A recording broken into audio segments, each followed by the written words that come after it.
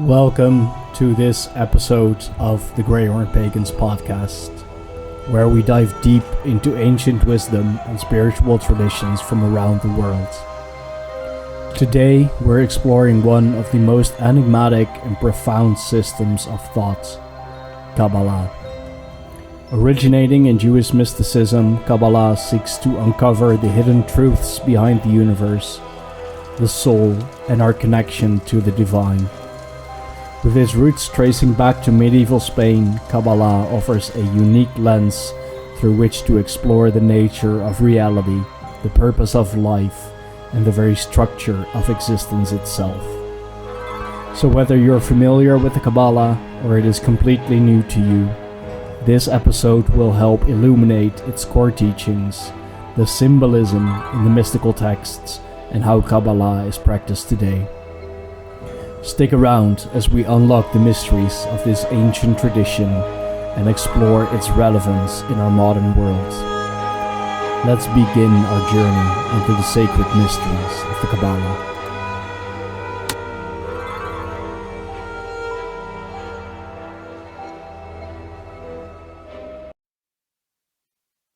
Welcome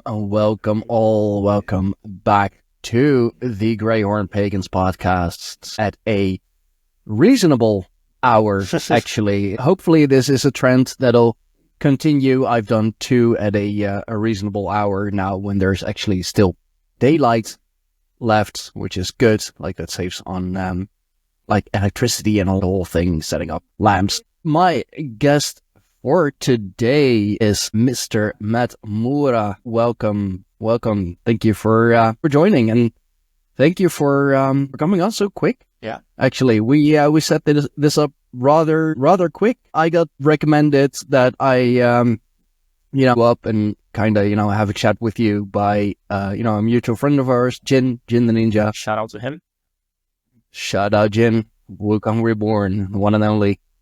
And yeah, I watched some of your stuff. Watched some of your stuff on Instagram. Watched some of it on YouTube, of course. And yeah, it's interesting what you do, and I don't think I've seen anyone else do it in the manner that you do. Like, you very much simplify it.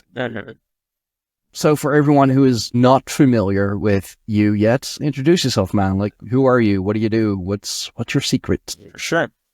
So first of all, thank you for calling. That was really nice. It's the first podcast I'm appearing talking about these type of things. So it's very interesting. Oh, really? Yeah. Shit. And okay. Thanks for Jin as well for making the bridge. So I am Mat Moura. That's how you can find me on Twitter, Instagram, YouTube, and any other like TikTok, whatever, other platforms. I'm mainly on Twitter though. And well, you can say I started studying these kind of topics and practices early because, well, I'm from Brazil, and in Brazil, I think because of the mixture of people, it ended up being also a good place for spiritual things to come up. Like, people are just interested in it because there was especially a lot of mixture between African culture, then the native ones, and then some other branches of like Christianism and so on. And they all created this syncretism that makes it so it's popular. Like, every family at least heard of some stuff or has some stories and so on. And specifically in my family, people used to practice spiritism, something that actually was born in France from Kardec, but it got more popular. Like, it's much more popular in Latin America. I think some places in the US.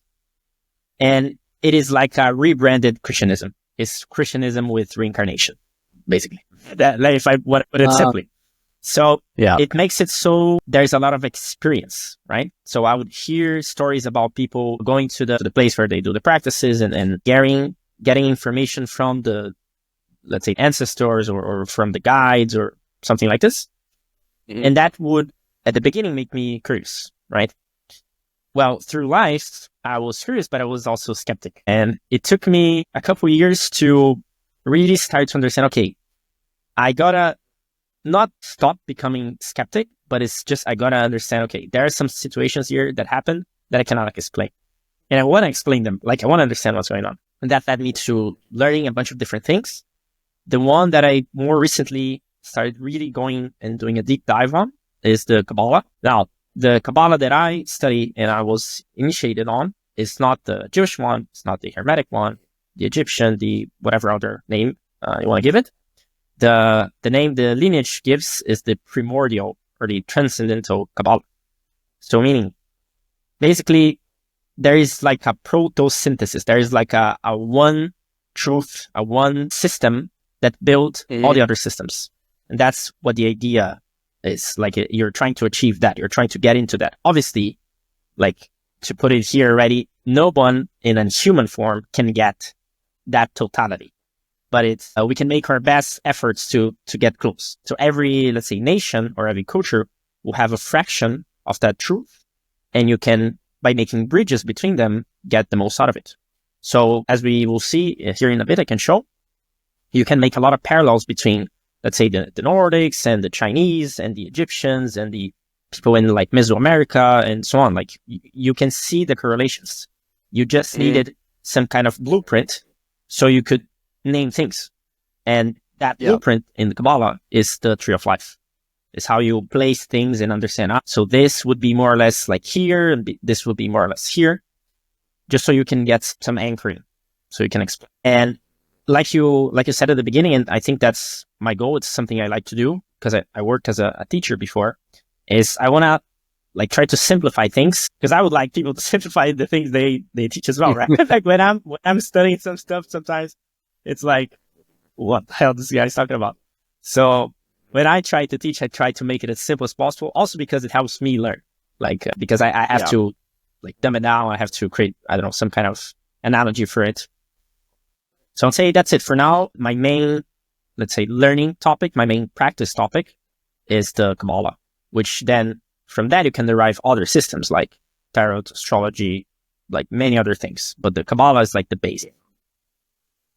Yeah, no, that seems to be the case for many, well, let's say mystery schools, mystery religions. It's all the, or a lot about the Kabbalah, or, you know, the main blueprints of things, that there are links between just so many religions and schools of thoughts. It is more of a universalist approach, of course, although I do acknowledge that a lot of, well, schools of thought, at least, like I don't want to necessarily say religions, but like a lot of mystery schools, a lot of schools of thought seem to at least like take from the same sources. You know, like the greatest example, of course, is that like about every culture in the entire world has some form of a flood myth or a flood story. You know, everyone knows about giants. Exactly. Whether it's the ice giants of Scandinavia, or you know, just like regular giants that the Native Americans spoke about, or you know, like the giants of the Bible. Yeah, the Nephilim. We all know them. We all have our stories about them, which is something that I keep bringing back on the podcast as well. So there must be something like one singular source somewhere that we all pull from. Because I mean, I'm sure that some groups came to those stories and those ideas individually. There's a lot of mixture as well, like people living together. Yeah, the story is going from somewhere to somewhere else. Yeah, of course, you know, with the migration over just hundreds, thousands of years, you know, a lot of stories get told, retold, mixed. It's, you know, it's how, especially in European paganism, you get so many of the, I don't want to say same, but like similar gods. You know, I leaning more towards the Jungian school of thinking, like they're the similar archetypes, like they're the same archetypes, just manifested differently to like fit the land, fit the people, fit the culture. You know, like what works in Poland, for example, doesn't necessarily work in the Netherlands, but since, you know, it is both Europe and semi-close to each other, there is a lot of overlap, of course. And you have a simple example, like you can get the purgatory or the damnation realms from a place that is hot, and it's usually going to be hotter, right? So you go to the desert schools of thought, and if you go to, let's say, some kind of hell, it's going to be like fire everywhere and so on. But imagine you had that same concept on the Nordics. Like, I guess they would make queues to go there because everything is already iced. So the issue for them would be going to a place even colder. It's also, for example, when you get someone like Poseidon, which became Neptune for the Romans, you can see how they both kind of talk about water and so on. But for the Greek, because they didn't have good embarkations and boats, Poseidon was a god to be feared and a god that you need to talk to before you make the traveling, because he could like fuck you over. But for the Romans, since they already were good with the seas, they basically used the sea to conquer everything. Neptune was a god that was like giving them blessings. So it was like a cool guy. Yeah. So it's a very interesting thing to notice that it also depends on how they acknowledge the word. And to me, that's one way to explain Kabbalah. Like if you want to get the word and explain it, is the technology of the soul. So if we understand the soul and its technology, then we can understand everything else. Like we can navigate this word. Now, we can come up to a meaning, right? Like what, let's say, would you think the soul is? And there's no right or wrong. Just, I want to hear your explanation on it. I don't know. I'd say your soul is your most vital essence. Like your soul is who you truly are. You know, like the physical body is a way for your soul to learn here on this earth. But I'd say that your soul is like you. Well, like you, like the purest, and different from the energy body, though. Yeah, we can get into the specifics, but I think that you were very nice in the description, like the vital, the you, right? If you go to the name, let's say in Latin or Italian one, you have anima, that which animates, which gives life. Yeah. So if you listen to an AI music, some people would say, oh, but that doesn't have soul. Like it's a soulless music, meaning doesn't have life. It's like something I'll just put together and that's it. And the way that I understand the soul is that it is your imagination. It is the one sending the symbols. So like the user, let's say, sending the symbols, like you said, to then drive the body, drive the mind to do things. So if you can control your imagination, which is just images in action, it's right in the name, image in action, you can control everything else. If you send the correct symbols, it's kind of like you're interacting with a computer. Like I'm very technical, so I'm probably going to make a lot of analogies with that. Like saying, let's say, this we live in, it's a simulator, and so on, just because it's easier to understand from a technical point of view. And using that as a beginning, if the soul is the imagination, so the user is sending the symbols, the mind is going to be, let's say, the software.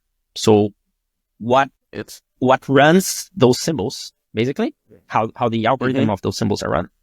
The body is the hardware, so how we will actually navigate the physical world. And then we just miss the spirit, which is also talked about. That, which is like the power source, if you will. Exactly. You can say the spirit in the Bible, for example, is going to be the 10th of God that is inside you. Is going to be the observer. So it doesn't interact, it doesn't do things, it just observes and learns. So you can see yourself as kind of this smaller part of the whole that came to have specific experience. So you need the camera, let's say, from the big guy, looking and seeing, oh, okay, this was nice, he did this good, he did this well, and so on. So that when you come back, you already have everything. The camera is watching you and helping you. Okay. That's a way of seeing it. Another way of seeing it is, let's say, it's your higher self, your greater self, or like this future you that knows more about stuff because it had the timeline already complete. Like you can understand stuff and so on.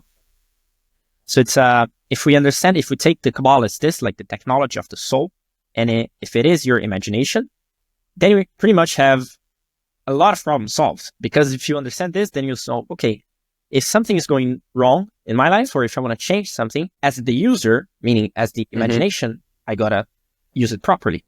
So if, let's say, I have some problem at my job or something, I know that it's likely because I'm not using my imagination properly. Either I'm like not imagining the best scenario, living up to random things, like living up to whatever comes, or worse, I'm imagining bad scenarios, right? Like I'm imagining problems with my employer and whatever. The Greyhorn Pagans podcast is proudly sponsored by Shop Reclaim Repurpose and their Hnefatafel set. That is Viking chess, a centuries-old two-player strategy game that is easy to learn but rich with complexity. The defending player aims to escape the corner with their king, while the attacking player aims to capture the king. Hnefatafel is about outwitting your opponent and making strategic decisions based on the board's ever-changing conditions. This portable version of Hnefatafel, or Tafel for short, is perfect for history buffs, Viking enthusiasts, or anyone looking for a unique and challenging board game that can be taken on the go. Perfect for the upcoming holidays, of course. And with my code seen on screen now, which will also be in the description box down below, of course, you can get 10% off your purchase on one or more, of course, Tafel sets. Simply go to his website, shopreclaimrepurpose.etsy.com. Use coupon SteinfoxTafel for 10% off your entire purchase. Again, coupon code SteinfoxTafel, or go to the link shown on screen for 10% off. Thank you so much for Shop Reclaim Repurpose for sponsoring us. It means the world. Now let's get back into the show, shall we? So then we use tools to help that imagination. And again, then you derive systems from the Kabbalah. You have tarot, you have astrology, you have basically an amalgamation of symbols, like the symbology is very important, that then you can use, which again, we come back to how different cultures created their own symbols. Because if, let's say I have a magic word and I gave it to you, the magic word is blah, blah, blah. Like if it doesn't mean anything to you, it's not magical. Like you can say this the whole day and it's not going to do anything. But if you understand it, or if you at least have some intent with what you're doing, then it's magical. So then you see, it's not so much about the symbol, and then you start to understand how it's when you have laws or like religions say, oh, don't like idolize things. To me, the not idolize things doesn't talk about literally, I like don't look at an image and don't like it. Like, sure, you can do that, but just don't confuse it with the real power. The real power is your soul sending the symbols. Like if you want to use Virgin Mary or Freya or whatever, it's up to you. Really, use the symbol that works best for you. But the focus is that you are the one creating the symbols, and that is creating change, let's say. Okay, I get it. I understand. So then I have a question, since you mentioned like symbols and not like focus on it too much, like don't make it the point or the thing of worship. Then what are your thoughts on the let's say the obsession with the crucifix, especially in Christianity? Like it has become, of course, the symbol for Christianity, but it seems to be a lot more about that symbol, about the crucifix, than about, like actual Christianity. Can I share the screen real quick? Yeah, of course. Be my guest. There should be an option to share screen. Okay. Let's hope it doesn't make me quit. Do you know if I quit and come back, it will be fine still? You shouldn't have to quit. It's because of the Mac. It asks you because of privacy, whatever. You should be able to come back. Okay, I'll try it. Let's see. So, yeah, let's hope that you don't have to quit and come back just to share your screen. That'd be a shame. Wait a second. Let me close it. Long live technology. Yes. Okay. No, anyways. The app here will complain. But can you then share the screen? I'm going to send you the link. Yeah, of course. Sure. I sat here in the chat on the Riverside. Oh, here in the chat. Okay, I was immediately like trying to open Twitter. Of course. Yeah. Okay, let's see. So it is loading. Yeah. I'll just do the screen share. That's not Then I'll explain it. a problem. Yeah, MacBook and its quirky privacy thing. It's asking me to like quit the app, but then I don't know if I quit the app, if I can come back to the recording, if it works fine. So let's just keep it like this. I never worked with Mac. I, only PC, like very simple, just PC and Android. That's what I do. It's what I know. Although I know that Mac works better for a lot of things. So let's hope it'll actually. Welcome to the Tree of Life. Okay, chill. Got it. So then I'll share the screen. Nice, thank you. Let's see that one. Are you able to see it? Not yet. I am sharing it. Yeah, now it's coming up. Okay, so I can see it. Okay. So this is the famous Tree of Life, right? And you asked about the crucifixion. There are some things we can understand here. First of all of these spheres, they have a specific meaning behind them. The Jewish would say they are emanations from God. So they are monotheists, meaning they believe God is one, but then it has different emanations. For example, the blue one is going to be the mercy that God has. The red one, the severity. The yellow one in the middle, the beauty, the harmony, and so on. So God has attributes that we can strive for. That's what the Jewish would say. For the Hermetic guys, you can understand them as, for example, the planets. So you can understand the blue as Jupiter, the red as Mars, the yellow as the Sun, the black as Saturn, and so on and so forth. Right? You can make these associations. And then from that, you can even make associations with other cultures that never heard of Kabbalah. Like you could put Odin, for example, in the Jupiter side as well. You could put someone like Loki in the Mercurial side. So that's the orange one at the bottom, like the left column. And you can start making these associations. So when we look into Christianity, again, Christ is the solar character of Christianity. If you see all the images, it has the sun behind it. If you see its story, its story is talking about, again, the movement of the sun. You can see similar stories with Osiris and Horus. You can see similar stories with Hercules. You can see similar stories in a lot of other places. Krishna's stories, it's so funny. Like I posted a video today on a book that I'm translating. It's called The Archeometer, and it goes it went a little bit on the similarity. It's like, oh my God. But okay, so when you have the solar character, again, where is the sun in the Tree of Life? It's the yellow one in the middle. So you have three pillars, the left one, the middle one, and the right one. So the middle one, yellow, is the sun. You can see below it, you have the purple. To the left side, you have the orange, and to the right side, you have the green. And there you have your Jesus on the crux, on like the crucifix. It is stamped already. It's the symbol that you're talking about. Another way of understanding the cross is understanding that as something that blocks the energy, closes up the energy. So when you want the energy to move, you use like a circle. You use something that makes the energy move. When you want to block it, let's say I want to protect myself. We are talking like magical, practical magic here. You block it with a cross, with an X or something, right? Sure. So so then you start to see, okay, so there's the cross in this symbological meaning, like Jesus there, and you can see its relation to the Tree of Life and so on. So all of the spheres that it's working, everything that you should strive for and so on.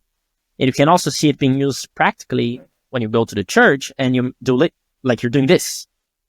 When you're doing this movement, you're closing up the energy. That's what you're doing.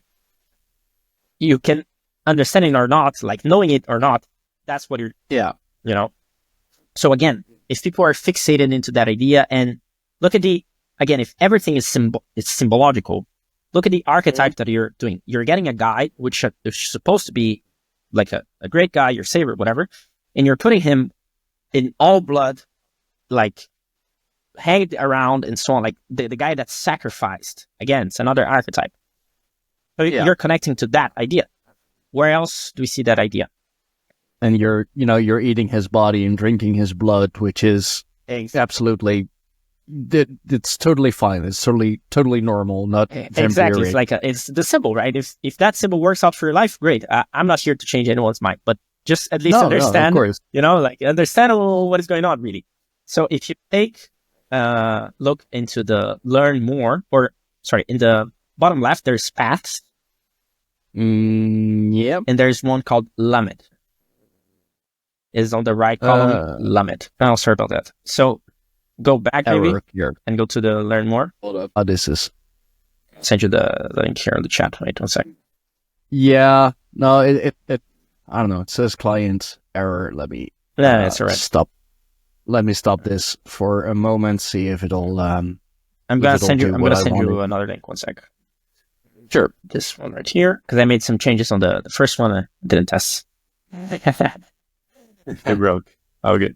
Okay. Tarot reader. So what am I selecting? Yeah, it's. Can you share the screen? No, for you.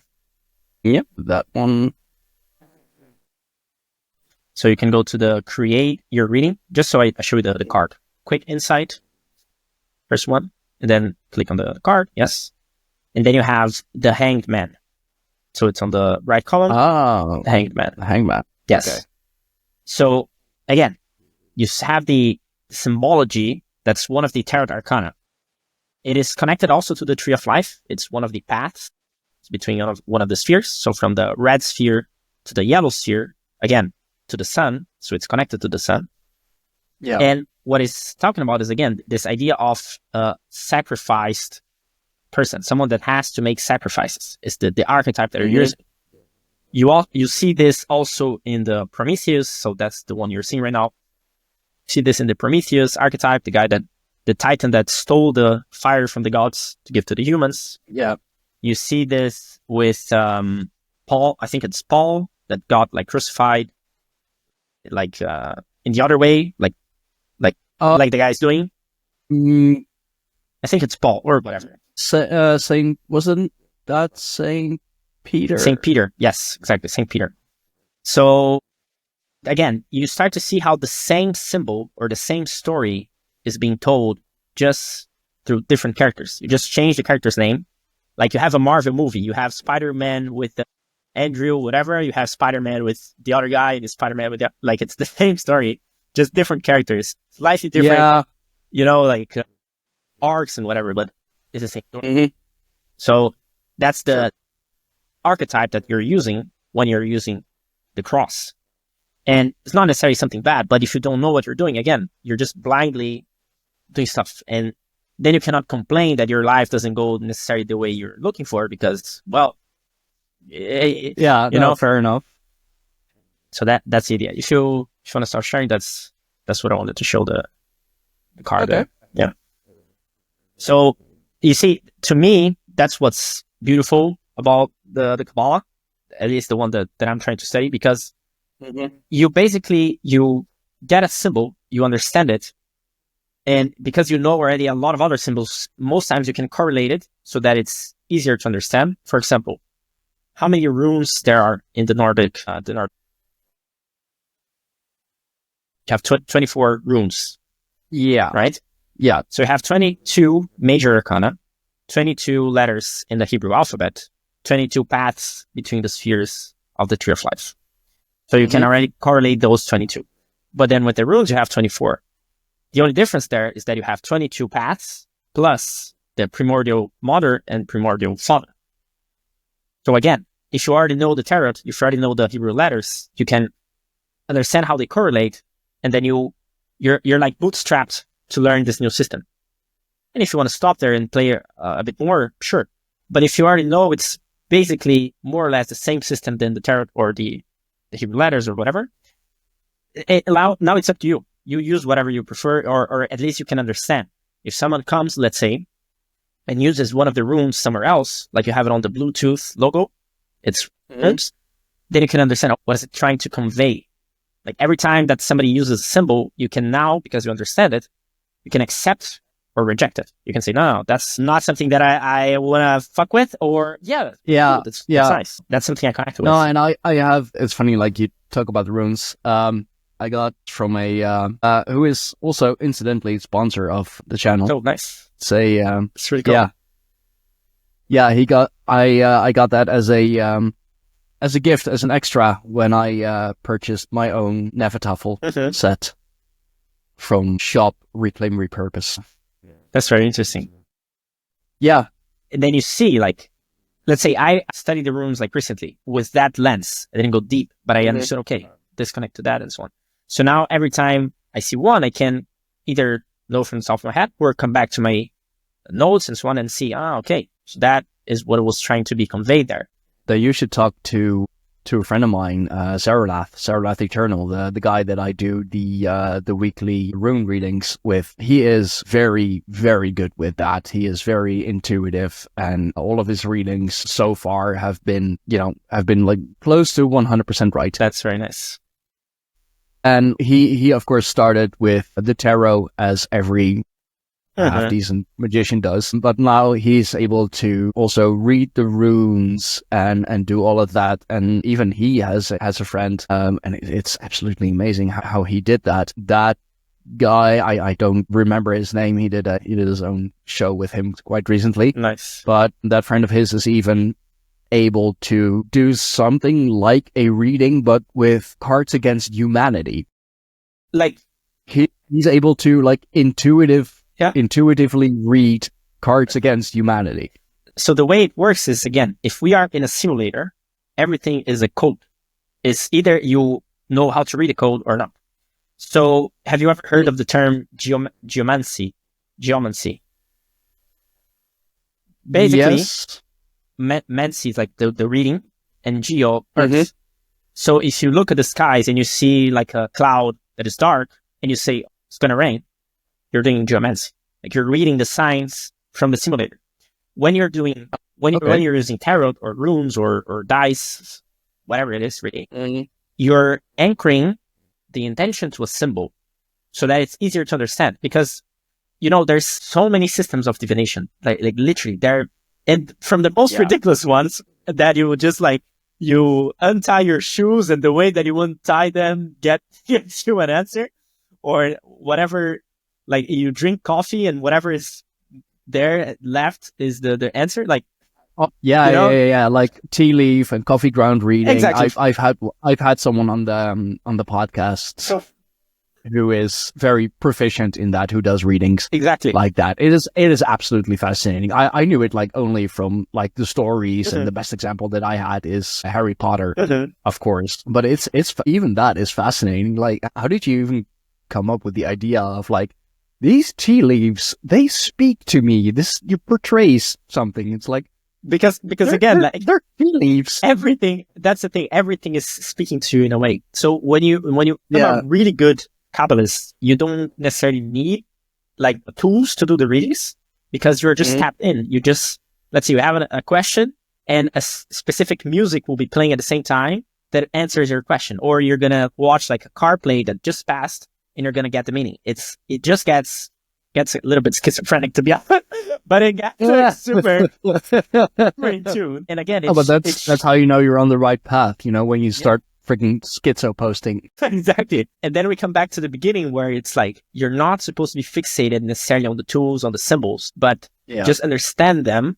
And to me, that makes them even more greater, even more beautiful. For example, if you happen to be someone that follows a specific religion, let's say Christianity, which we just talked about, when you start to understand what's deep there, the esoteric, the internal, not the exoteric, not whatever is on the media or whatever your pastor is saying, whatever's in there, then it makes it not only more powerful, but much more beautiful, to my understanding. Because then you can see, okay, it's not some gibberish, some random thing. It's like, there's some connections there. There's something happening. There's the concept of like Christian Kabbalah, for example, if we're talking about Christianity. So And then again, when you, to me, the nicest part when studying something like tarot, for example, which has all of these connections, is that you understand that these are energies, or let's call them apps. These are apps the simulator has that you can use to specific situations. Suppose I want to get a raise at my job. There are 22 major arcana. Would it make sense for me to use the Hanged Man? The Hanged Man talks about sacrifice. The Hanged Man talks about something hard, something that you're looking at from a different perspective and so on. Maybe if I want to get a raise, it's not necessarily the best. It can be done, but not necessarily the best. I kinda I can kinda see it. Like you have to sacrifice something to gain something, but exactly, it's one way of doing it. It's but it's a little too serious, perhaps. Exactly, and maybe it's like you want it, but you don't want it to be hard. If you're using the Hanged Man, it's gonna be hard. Sure, like you're already putting it. Yeah, as a sacrifice, right? Fair enough. But what about using, let's say, the Emperor? So the Emperor says that you have the authority. You can use the Emperor as the archetype, so that now you have the authority and that people see you are the authority. Therefore, it's a no-brainer. They're going to give you a raise, or they're going to give you a better position. Fair enough. So yeah, that would work much better. So that's the idea when you understand enough of them. Again, any of them, tarot rooms, whatever, is that you can use them in the situation that you are in. So it's not so much, I'll get readings to know the future. That's not the point. You understand your current state. You understand if that current state makes sense for what you're striving for. And if not, you change it. If not, you change your current state. Like if I don't want to be, like if let's say I get a reading and it says that, oh, you're gonna have a problem. Again, let's say the job example. You're gonna have a problem in tomorrow's meeting with your boss. It's gonna be crazy. Now you don't need to accept that and say, oh, like you throw up the towel and it's like, well, fuck, I'm fucked. No, now you can prepare, and use the correct symbol so that when it comes, you act differently. Maybe you don't argue with him. Maybe you do something different that calms him down. Or maybe you show something that even though there was a little bit of argument, you came up on top. Also, now you're prepared. That's the point. You can choose the different paths. Yeah. And no, exactly. And that would be the same when we are talking about, let's say, astrology or any of the divination systems that tells what you should be, let's say your personality or the attributes you have. If you understand them as a base software, everything that is programmed can be programmed differently. So if you came with the programming of, let's say, oh, I'm a stubborn guy, I'm lazy, or whatever, that doesn't mean that you should be this your whole life. Actually, when the base software that you're coming should be the one that you should overcome first. Like that's the point. You're coming here to overcome it. The Jewish will say you have to do the tikkun, which is basically the corrections. You got to correct things on your soul. And obviously, if you want to correct something, it makes sense for you to have the tendency to have that challenge over and over until you correct it, until you don't have it anymore. Yeah. I mean, if we're talking like, in software, hardware terms, it's like debugging in a way. Like you come here on this earth, in this realm, fresh, like no, like blank slate. Of course, there are going to be some issues, some bugs, some things that, need to be tweaked in order to, work a little better. And I like what you say, especially with those readings, because that's, that's what it's about. Like do weekly readings with Zerlath, of course. And by this talk with you, I start to understand it a lot better as well. Those readings, they're not to like predict the future. Nobody can predict the future. They can read and they can have a good estimate about it. Yeah, exactly. But then if there is a bug in your future, something that doesn't go as expected or something. Yeah, I mean, expect the unexpected, of course. But if there's something that is gonna, cause a bit of an issue, as you said, like the right way to do things is to then be like, okay, so I know this is coming, so I can prepare for it.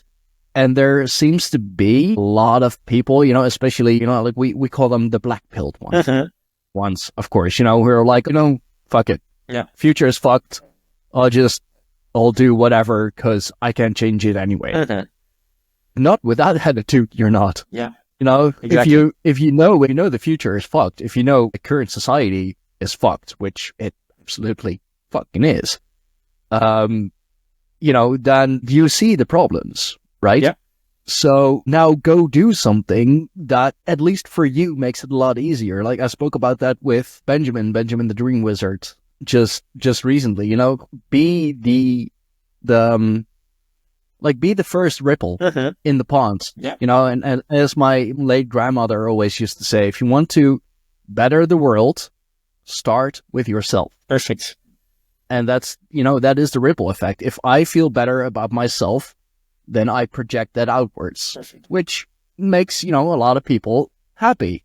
Of course, you know, if I'm happy, then, you know, my immediate, you know, circle of friends, family, loved ones, they're going to be happy to see that I'm happy. And, you know, and their circle, et cetera, et cetera. So, Yeah. And yeah, that is absolutely what it's about. exactly. And to be honest, I don't even necessarily like say people should be some specific emotion or some specific thing, let's say happy or peaceful or whatever, but at least have the intent of playing a good role. Like you came to this game, let's say it's an arcade. You came to the game. So play the game well. If you're going to be like a sad guy, you're going to have a sad story, at least do it like a really dramatic, you know, like really, you appear in the movies. I like that. You know, it's like, don't half-ass it. Don't go like, oh, I'm just going to be sad and nobody's going to hear about it. No, make some drama about it, at least, so that people, like, yeah, you know what I mean? I love that. If you're going to do it, then do it well. If you're going to be that depressed emo guy, then just go all out. Like, don't hold back. I like that. Exactly. Like in the Kabbalah, we see there are 3 columns. So the left one, service to self, the middle one, the balance, and the right one, service to others. If you want to be a jackass, service to self, I don't care about anybody else, left column, go do it. But like, that's the point. Do it well. Don't go in the, while you are in the middle of ascending and like, I don't want to help others. Like, no, go do it. You know, like I'm personally happier in the middle way, you know, balancing and trying to use everything. But if you want to do one, just, you know, do it well. That's the point. Like if you want to be the mad tyrant and do everything, like go do it. Oh, but be sure to make it well. Don't do your job poorly, so that at least people can learn from it. That's the thing. Everything are different perspectives. From the tree, we can understand everything has at least 10 different perspectives. One way to have the opposite perspective. So like everything that is true can be untrue. Like everything can be refuted, basically. And you have 22 paths that one perspective can lead to the other. Right? So you have the spheres, the paths as well. So there's no such thing as this way is the right way. There are just different points of view, and every point of view can help you understand something differently. So to me, that again, when you start to grow your consciousness enough, all the silly, mundane problems stop existing, basically. So something like racism, misogyny, whatever, like they just don't make sense anymore. Because why would I prevent myself of interacting with specific points of view just because of something that is not even, like, it's not even the point. Like you talked and I agree, the body is just a vehicle. Like this soul, my soul is on this body right now, but it could be, and it was, as I had some experiences, it was already in the bodies of women, in the bodies of people from other races and so on. So, you know, like, why would I care about if some specific knowledge is from certain culture or not? And then you start to see all these, like, you see some people complain or they try to like say that the content is not good because let's say, oh, it's from pagans, it's from like tribes or whatever. But most people don't realize actually that what they are doing, like what they are practicing most of the times were got from those same tribes, or it's just like a rebranded version. Like if somebody comes to a native guy and they say, you worship the sun, but then their best hero is a solar character. They're like, bro, you just put a human face to it. Yeah. Oh, I say this. I say this all the time, but like especially with Catholicism, it is basically just paganism rebranded. You know, they look at the pagans, they, you know, kind of copy their homework, but like change it up, you know, enough so that it doesn't look like I just copied it wholesale. The one example that I always bring up, just because it's the most well-known one, is who they call Saint Bridget. She's a Celtic goddess. You know, she's one of a triad. They just call her a saint, change up her backstory a little so that she was somehow present with the birth of Christ in the Middle East as a Celtic goddess. Yeah. Okay.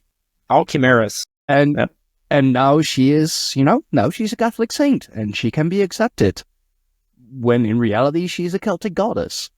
Yeah, you see a lot of these, like basically saints and angels a lot of times were from other cultures, and demons as well, were like, let's say, people that were against that specific type of understanding. And not only in Catholicism and Christianism, but you see, for example, some guys in like Persia and India, they have the concept of devas, and I forgot the name right now, but like basically the same, like angel and demon, right? So let's say... Devas and Jin, right? Yeah, there's another one, Asura, but... Yeah, I know it's the same idea, right? As angels and demons, let's say. So let's say I'm from one tribe and you're from the other.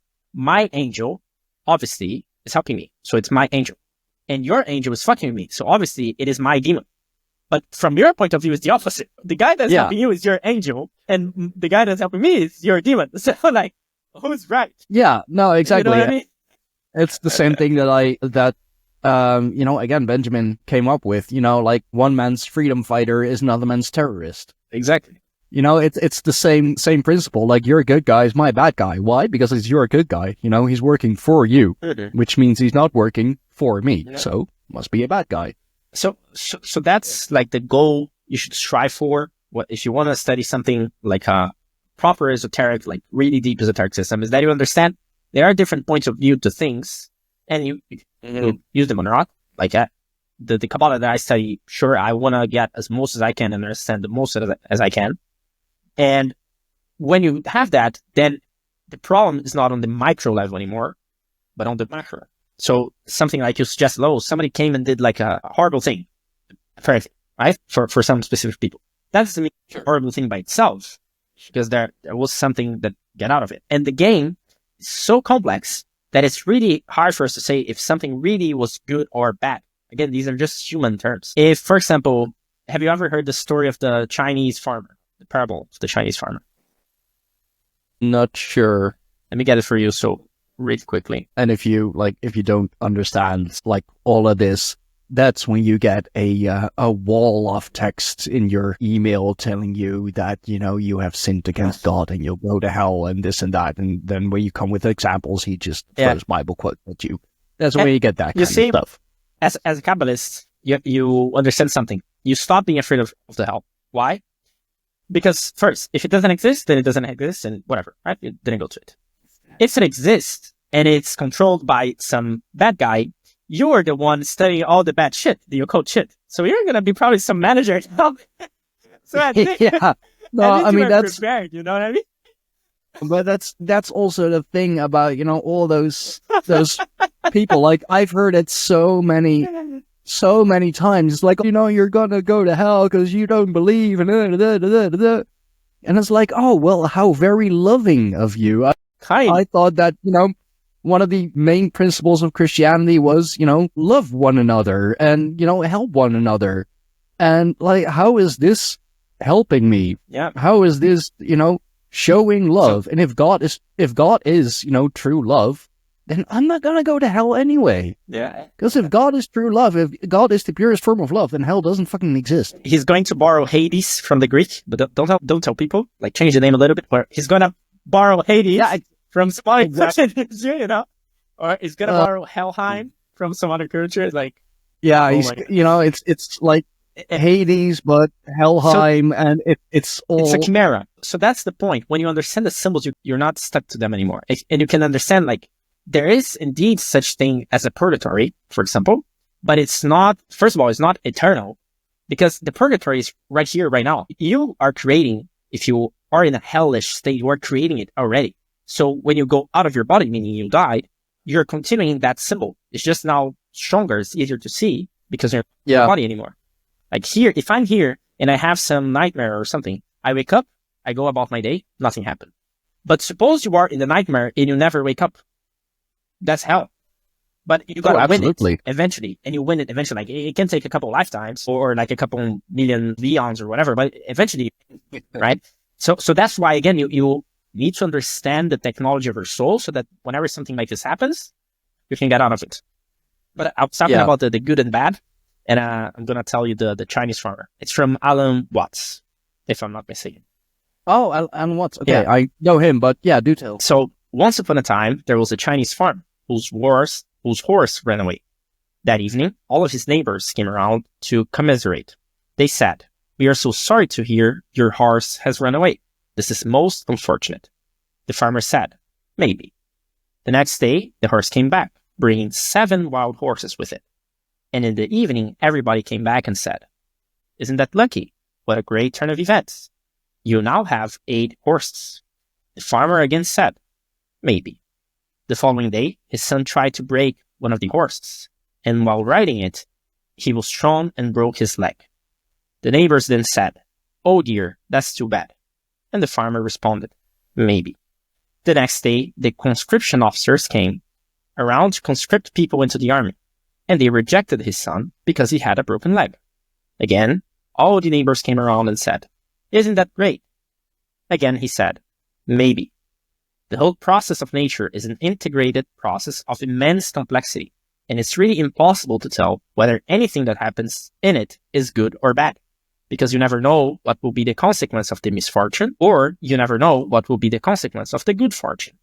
Meaning, again, with tarot, with whatever, if it comes on the tarot, the death card, this and that, and it's like some calamity that is going to happen, maybe that's actually the best thing ever that could happen. It's just going to be a little bit harder, to go through, or a little bit more challenging, or a little bit more polarized with the feelings that you think you should be all the time. You think you should be happy all the time. You think you should be, like, not necessarily, it's a thermometer. If you never became hurt and you're stepping on fire and you're not hurt, then it's a problem, because eventually your foot is gonna melt. So you need to know, oh, this is hurting. Let me get out of it. Like, oh, I'm sad. Yeah. Let me change the situation. Oh, I'm angry. Let me do something about it. Like, imagine somebody came to your home and started like breaking everything, and you're not angry. You're not angry. You're like, yeah, it's cool, bro. It's cool. You're gonna lose your house. Like, fucking be angry about it. No. If you break my stuff, I break you. Simple as. Exactly. So, again, most of the problems come from not understanding the symbols or interpreting them literally. Like think literally. Later, nothing happens literally. All the stories are symbological, are something within you. Again, the more you understand the symbols, the easier it is to go about them, to use them, and so on. Yeah. Oh, that is such a good listen. I've heard that from multiple people. Main one being Micah Dank, who does the whole astrotheology thing. Absolutely fascinating stuff. Student of Santos Bonacci, so he's good. And I keep misquoting him, but it's I believe a friend of his who said that like, we think we're smart enough now to take all those texts literally, and that our ancestors, they took it all metaphorically and they were the dumb ones. And it's like, no, we are the dumb ones that, we take them literally, because they're not literal texts, I mean, sure, they may be, some things may have indeed happened in the way that is portrayed, but it's not just a story, it's not just a bedtime story. There are lessons in them, like even with the European fairy tales, like they're awesome Disney movies, stories, everything. unless you look at the original Grimm stories. I mean, fucking hell, they're called Grimm for a reason. Holy shit, man. But there are still, if you read in between the lines, there are still lessons in there. You're still supposed to learn from it. Yeah. Did Hansel and Gretel exist, and did they, find a gingerbread house in the woods? No, of course not. And even if they did, like, what's going to change in your life, really? But it's awesome story, but the crux of the story basically is be wary of strangers. Yeah. So and that's it. It's just wrapped up in a messed up story, really. Exactly. So two things that came to my mind while you were talking. So first of them, let's suppose that is historical validity to all of the books, right? To the sacred ones, I mean. Now, you again come back to the problem of perspective, because whoever is writing them and the ones that came to us, because again, when they were written, like 2,000 years ago, 3,000 years ago, they were translated, they were revised, they were edited, right? You have councils on them and so on. So they were all changed to fit a certain narrative and to fit a certain point of view. If you go to a book and it says, oh, the Egyptians were bad and bad and bad and so on. Okay, that's one point of view. If you go to the Egyptians and ask, like, what were you doing? They're not going to say they're bad. They're going to say they're doing something, you know? Like, it's basic. That's one thing to understand. And then the other thing is, for example, in the Christian terms or Catholic or whatever, you have something called the hermeneutics, which becomes very clear where they got it from. Hermes, right? Hermeneutic. And Don't tell them. Exactly. And then you have three levels, 3 layers of understanding. You have the literal one. I think it's called like the moral one and the other one. So it goes more abstract. The Jewish guys have the same. They have the, what's called Pardes system. So you have from Peshat to Sod. Now you have 4. You see, they just have one more, which is to me the most important. The one we should be looking at first instead of the literal. The literal is like the last one you look at. But people do the opposite. They look first at the literal and then they try to see, the metaphors and so on. So the Sod level is where you get the Torah, is what the Jewish study. And for example, you start to understand, okay, so there are words and words have numerical values. And you can understand how different words have the same numerical value, meaning they have similar meanings. I can give one very, very simple. You have the ark, and in the ark, you are supposed to flee from what's the name? Like a flood. And you need to take a pair of all the animals from a place and put them as, okay. You hear that story, you go, fucking hell, that should have been huge. And like two of every animal, like including bugs and whatever. Holy shit, exactly. that is some art. On a cold place, so that you could flee from the ignorance that was arriving in the world, so that it wouldn't be like persecuted or whatever. And then it's like, okay, makes a lot of sense. You know?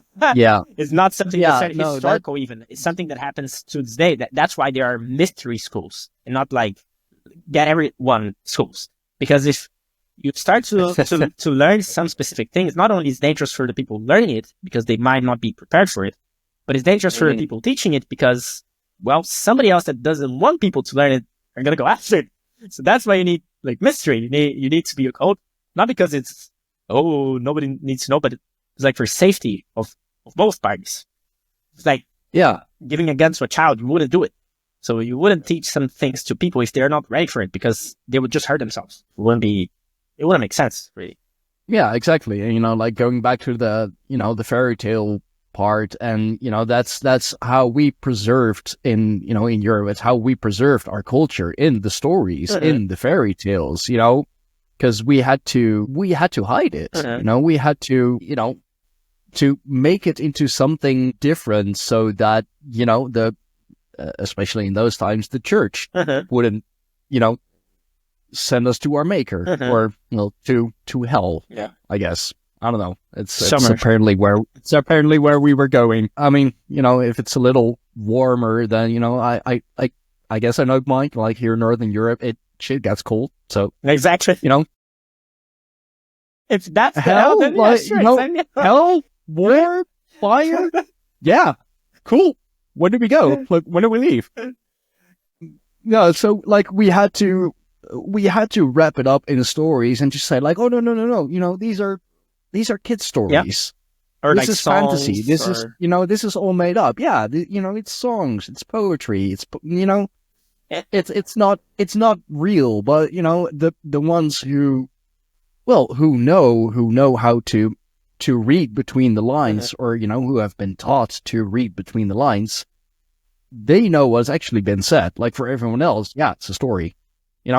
Cool. And that's the cool thing as well, because if all the stories are being told already, all the songs and all the games, like there's a very like hopscotch, the game where you put like the 10 things, and again, you have 10 sephiroths, 10 things, and you go from, sometimes they even write it, earth and heaven. For you to go to heaven, you go through 10. Yeah. And it's like, it's right there. No, it's literal, guys. I'm doing this more, let's say, pop series right now that I use this clone as well, which is similar to the Where's Wally thing, where I go and show people like, where is the Kabbalah things? And I have infinite content because everything is it. So it's like, it's just a matter of recording it. You know, I hacked the content game. I hate to be the one to break it to you people, but if your child is playing hopscotch, they're doing it a cold ritual on the school grounds. Now they're gonna ban the hopscotch. Like they banned like Yu-Gi-Oh and stuff before. God. RPG games. In Brazil, it was crazy. Like at some point they literally were trying to ban it, right? Because in Brazil, you not only have the Catholicism, Christianism, this one, you have the evangelics. I don't know if it's called the same in other places, but they're very loud, let's say, about stuff. So, they're the hardcore ones. Yeah, very literal as well. Like very literal. Oh, you cannot play the game. It's like, oh my gosh, but okay. Like D&D in the, like during the, was it like the Ace, you know, the satanic band, like, oh, Dungeons and Dragons, like it drives people towards, you know, devil worship and all of that. And if you throw the playing pieces in the fire, you know, you'll hear them scream, and it's like the demons escaping. It's like, and to be honest, for fucking real. To be honest, that's the trick as well of the game, is that there are indeed a lot of, let's say, traps, a lot of things that you are doing that are not necessarily for your greater benefit.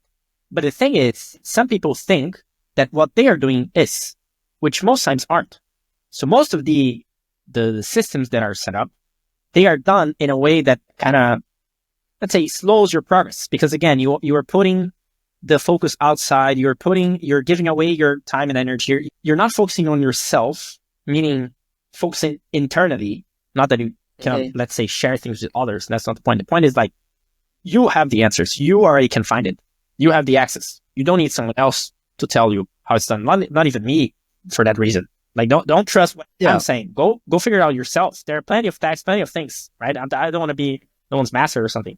But the thing is, let's say, oh, they are playing with devil and whatever. If you don't understand what it is, then at least don't say bullshit about it, right? I think that's the first point. But when you do understand, then you can see, okay, if only more people did that. If you don't understand it, just shut up about it. Yeah, go learn at least or ask. It's not the reality of this world, unfortunately, but okay. But my point is, like, there are indeed some times where you're doing things which are not necessarily beneficial. But remember the Chinese farmer story. That could be how you actually learn the stuff that you need to learn. Like, sometimes it's through pain. Sometimes it's through, like, getting huge debt. And so that's it. It's part of the game. In the macro level, it's not a problem. Like, this life is a speck, is like a dust. It's going to end sometime. And in the infinite timelines that your soul is going to be, this one is going to be just one more. Yeah. Not meaning be like nihilist about it and so fuck everything. Because now you know it's the opposite. Okay, if I know, if I don't treat myself well, I'm going to keep having infinite timelines. And I don't want to have infinite timelines. I want to play something else. Let's say I want to play in a different simulator. I want to set as fast as possible. That's the point. I don't want to keep playing the same game over and over again. You know, it's like at a certain point, I would like to, you know, win the game so I can like play another game, perhaps. Yeah, that's a very interesting track we can follow. So like how to win the game, right? How the Kabbalah can help win the game, for example. So we understand from multiple different systems that are, again, always comes back to three. So three paths. So first of all, the self path. So you got to deal with yourself. If you take the first 6 astrology signs, so from Aries to Virgo, it's always talking about something internally. So Aries is like you and the way you act, and like Taurus is like security and so on. The same with the Tarot Arcana. So from the 1st until the 9th. Okay. So you win over yourself, all your own insecurities, all your own like laziness and everything, like everything internal. Then it's you winning over the simulator or the external, right? That's the right column. So for example, you're winning over nature, you're winning over other people coming up and enemies and so on. In astrology, that would be from the 8th, so Scorpio until Pisces. Pisces is kind of like the sum of everyone. And Libra is in the middle. Libra is like balancing both the self and the others. Yeah. And in the tarot, they would be from the 10th, so the Wheel of Fortune, until the 18th, so the Moon. So again, self, others. First self, then others. Then you win over all your past history. So let's call it your ancestors. You win over them because even if you didn't participate in some stuff, they participated, and they are in you. Like, you have tons of people, DNA and shit in you. So you gotta win over that. And you gotta win over your past stuff. In this life, even. Like, if you don't want to accept that there are, let's call it past lives. I don't really like this term, but let's call it like this. If you don't want to accept this, accept that you had things you did this life that you gotta kind of correct or win over. Otherwise, they're like still stuck in you. They're like blockages. They're still stuck. So it's always like a dance of the spheres. So you're dancing, you're going through one sphere and you're working it, and you come back and you work another one. And the better you work, the more light they shine, the easier it is for you to just at some point realize, okay, either I want to keep playing this game or not. But now it's up to you. You're not like bound to any external thing putting you here or like confusing you or something. It's like, it's your decision at the end of the day.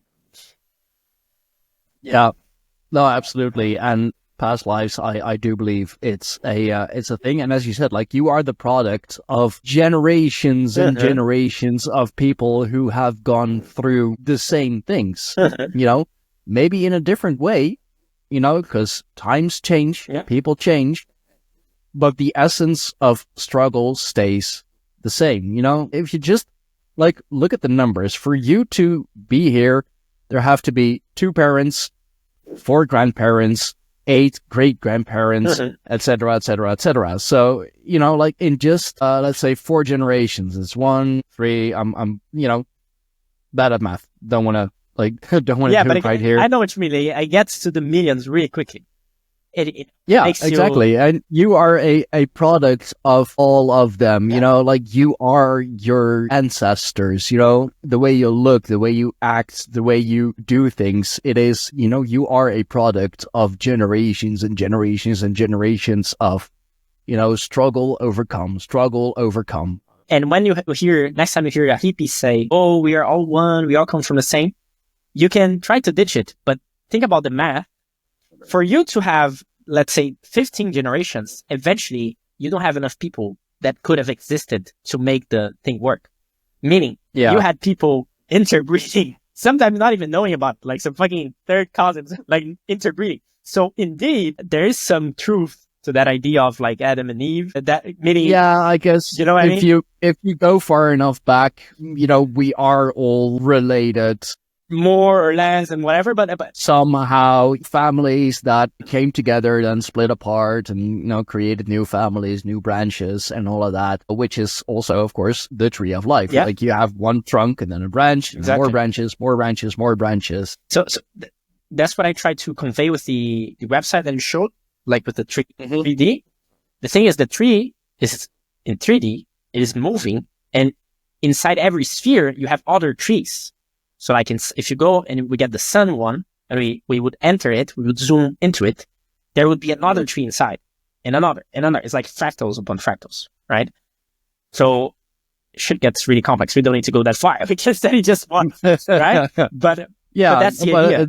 You can understand how then also when people say correlations, when they would say like, oh, Odin, let's say it's on his set, which is the blue one. Doesn't mean that he only works that one. But it's just the best example. Say I want to put Cristiano Ronaldo in the tree. And let's say there's a sphere that talks about footballing. He would obviously be there. He wouldn't necessarily be on the chef one. Because why would Cristiano Ronaldo be an example of a chef, right? He could be, I don't know. But nobody, like, it's not that famous one, you know? Maybe he is like secretly a great chef. Who knows? Who knows? At least it's not in the public, as far as I know. So, but it doesn't mean that he cannot do it, or even that he does it and does it well, maybe, but people just don't know, right? So it's the same idea when you are studying the tree. Don't fixate yourself. Like that can be a trap as well. Like having something that you're trying to reason it about, which is not supposed to be reasoned to that level. It's just a guide. Like they're just tools, like tarot and instructions. They're just tools to help you understand. But the whole journey is with the soul. So I could argue that it's not even necessary to go and study the Kabbalah, let's say the way I study.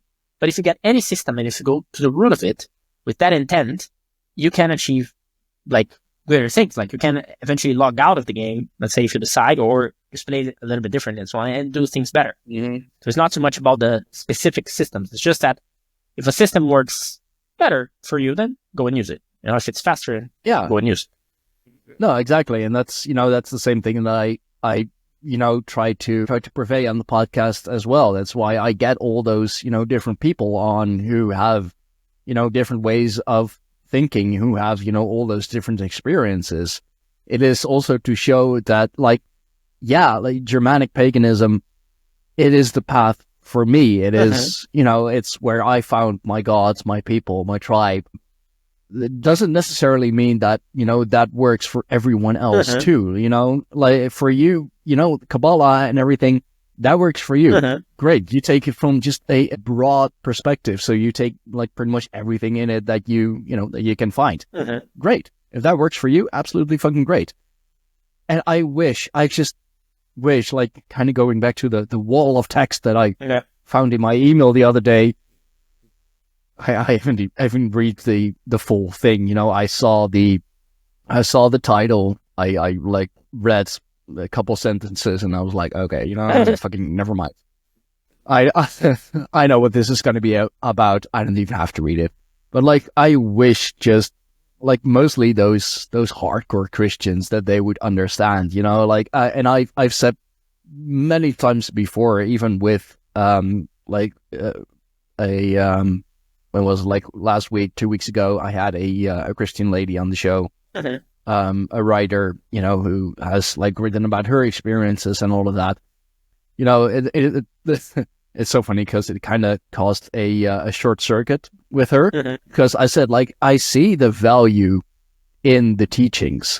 I acknowledge the value in the teachings. But then in her mind, it was like, so then why are you not Christian? Blue screen, right? Yeah, it's like, oh no, I don't get it. Like, you see the value, you acknowledge it, you acknowledge the value, you acknowledge like the existence and all of that, and it's like, but you're still pagan? Why? Because this fits for me. Yeah. Doesn't mean, it's something that I had to grow into, of course, But it doesn't mean that I don't see the value, that I don't, in other systems. It doesn't mean that I don't acknowledge other systems. It's just, it's not for me. Simple as. And if you can accept that, great. Absolutely awesome. I like you, I love you, fuck yes. And if you don't, well, just now leave me the fuck alone. Exactly. Then it's your problem. Like, that's the thing. I think it's easier sometimes to bash the Christian. But it happens. This happens with a lot. Like, don't like to do it, but they're making it so easy. I know what you mean. In Twitter, I usually, if I'm arguing with someone, which by the way I never take personally, I just like for the content. It's like it's funny, it's nice. But usually it's with someone like this because I don't know. I think because it's also one of the most famous and one of the most talked about. But there are, like, say, people with closed mind everywhere, right? Even people that don't believe it, like people that are atheists or whatever, and they will say, no, fuck you, you're crazy or whatever. Bro, it's your problem. Like, to me, the Kabbalah can be used if you don't believe in any of this. It's a system. It's a blueprint. If you want to be the scientist or whatever, you want to be the super logical, I don't believe spiritual stuff, that there is in the Kabbalah, all the trees, you have 4, just like you have the party system, you have 4 trees. So 4 layers. Let's say the lower one, meaning just because it's lowest in height, let's say, it's the earth one. So you can stay there. It's fine. You don't need to go to the more spiritual ones. That's not my problem, but it still works for you. Like, you can use, I have a video on it. We can make a quick practice afterwards if you want, but you can use it in practical terms to do things in life. And you actually already, without knowing, everyone does it. Sometimes they don't do it as well. That's why things come up kind of ugly or not the best. But sometimes they do it pretty well. And you don't necessarily need to know the system, but well, if you know it, and it's easier, no? Like, you know the blueprint. Like, you can travel. It's called the lightning path. You can travel through it, through the sephiroths in a way that something materializes, just the way you understood it, that you wanted, right? No, exactly. That's the thing. If it works for you, it works for you. If you choose to stay where you are now, okay, cool. Go and do it. Live your best fucking life. in those lower spheres, the middle spheres, the higher spheres, wherever it's comfortable for you. That is perfectly fine. All I wish is for everyone to live their best life. As long as you let me live my best life. Exactly. You know, it's you know, respect is earned. It's not just like, yeah, you're expected to give respect. But, you know, as long as I get it back as well, you know, it's live and let live. Exactly. And so many people still seem to like not understand that, or like, especially in these times, everything is divisive. Yeah. Like everything is black and white. It's either or. You know, if you're not with me, you're against me. Yeah. That's not it. You know, if you're pro this, it automatically means you're anti this. No. I mean, I am, well, this is very dangerous to say, of course, but I'm pro-white. You know, I like my own people. I like the Northern European people best. Why? Because I live here and I can relate best to them. Similar culture. Does that automatically mean that I hate everyone else from a different color? Hell fucking no. I don't relate to them as much. Yeah. If we got you and put you in the middle of some countries, it would be like, who the hell is this guy? What is he doing? Yeah, no, exactly. You know, if I move to the Middle East, you know, they're going to be looking at me like, what the hell is white boy doing here? Yeah. So there's a fun example I like to use, which is, imagine there's a cell in your heart. You expect it to be in the heart, right? Working with the other heart cells. But imagine the same cell goes towards your stomach. The stomach would be like, bro, what the fuck you're doing here? And it cannot survive there because it doesn't make sense there. So unless this heart cell, for some reason, transmutes into a stomach cell, it literally doesn't make sense to be there. It's going to become a problem. So not to say, again, people will take that into literal meanings and say, oh, so that means literally people, this, that, there should be literal barriers and so on. Not, again, that's not the point. The point is, if someone is from a specific culture and they behave in a certain way, if they are put into a specific environment, there's going to be problems. Simple as that. Yeah. It's natural. It's like normal. It makes sense. And that's it. Yeah. People are arguing about it and so on, but either you adapt to the environment or it doesn't work. Exactly. You see that a lot now with the, the whole immigration thing. You know, turns out it doesn't work as well as people would like it to work. Yeah, no shit. Because you're literally importing people from another culture. You're placing them here, mostly in Europe, for some reason. I don't know what we did. And you're expecting by just having them here that they automatically integrate themselves in society. And you don't really expect anything of them. It's like, no, they're going to bring their own culture here. And yeah, like they're going to, take things from our culture that work for them, that is beneficial for them. Because, of course, they would. Why wouldn't they? I would do the exact same thing. If I go somewhere else, let's say I move to the Middle East and there are certain things that, work in my favor. Of course, I'm going to do those things. Like, why wouldn't I? If you're smart. But it turns out, yeah, no, exactly. But of course, they're going to bring their own ideas. They're going to bring their own culture here. Why? Because it's their culture. They're not just going to... Exactly. Like flip a button and there are different people right now.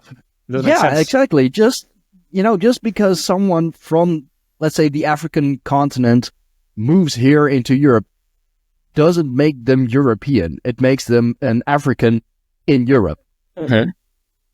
Just like the opposite wouldn't work as well. And then what people don't understand is that, again, there are so many layers to things. And ideally, you go to the deepest one first. You try to go to what's hidden, what's behind the lines, what's between the lines, sorry, not behind the lines, what's between the lines.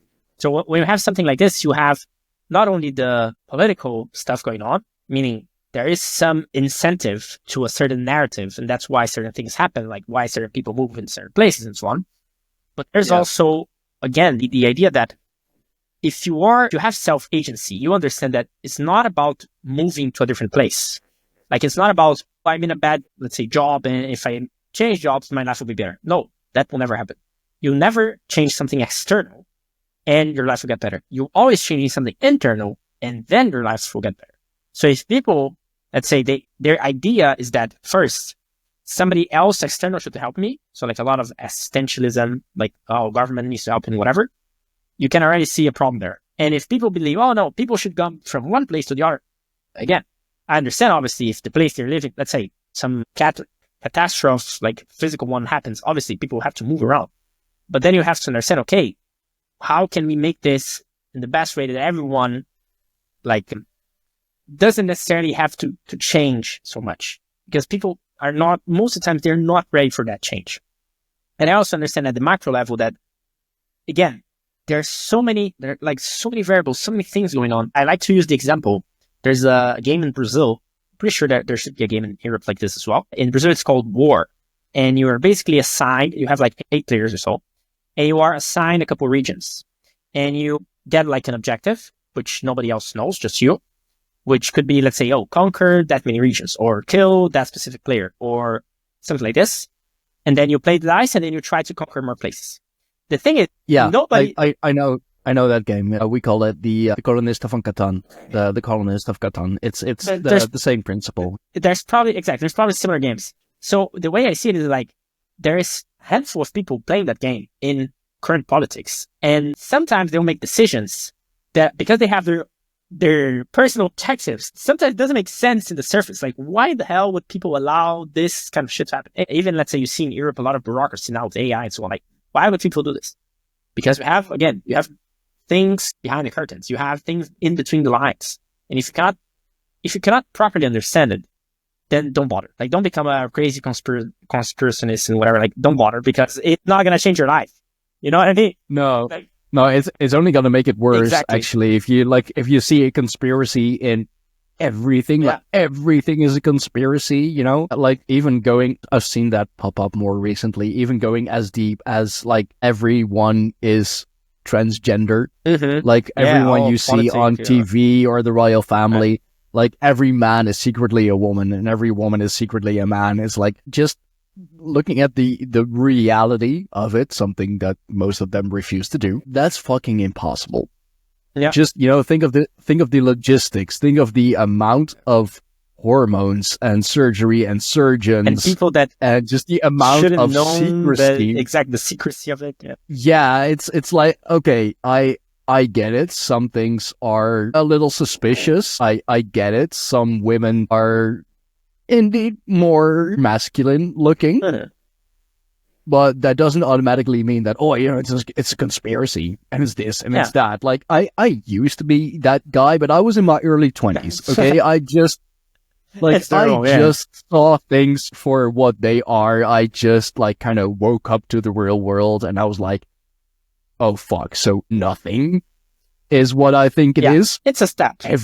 Every fucking thing is bad. Holy fucking shit. I got black pilled, you know, fucking depressed, fucking everything. But I turned it around. I found the pagan path. I found my gods. I found my tribe. I found like the thing that I can hold on to. If I lose my sanity, then at least I have this. And from there, I was able to, you know, study more. I was able to, you know, go more into other religions, into the occult, into the esoteric, because I wanted to understand why. I wanted to go deeper. Yeah. And there are still so many people who just like stay on that conspiracy level. The surface, so it's close to the actual. And the thing is, let's suppose for a second that it is true. All of the conspiracies are true.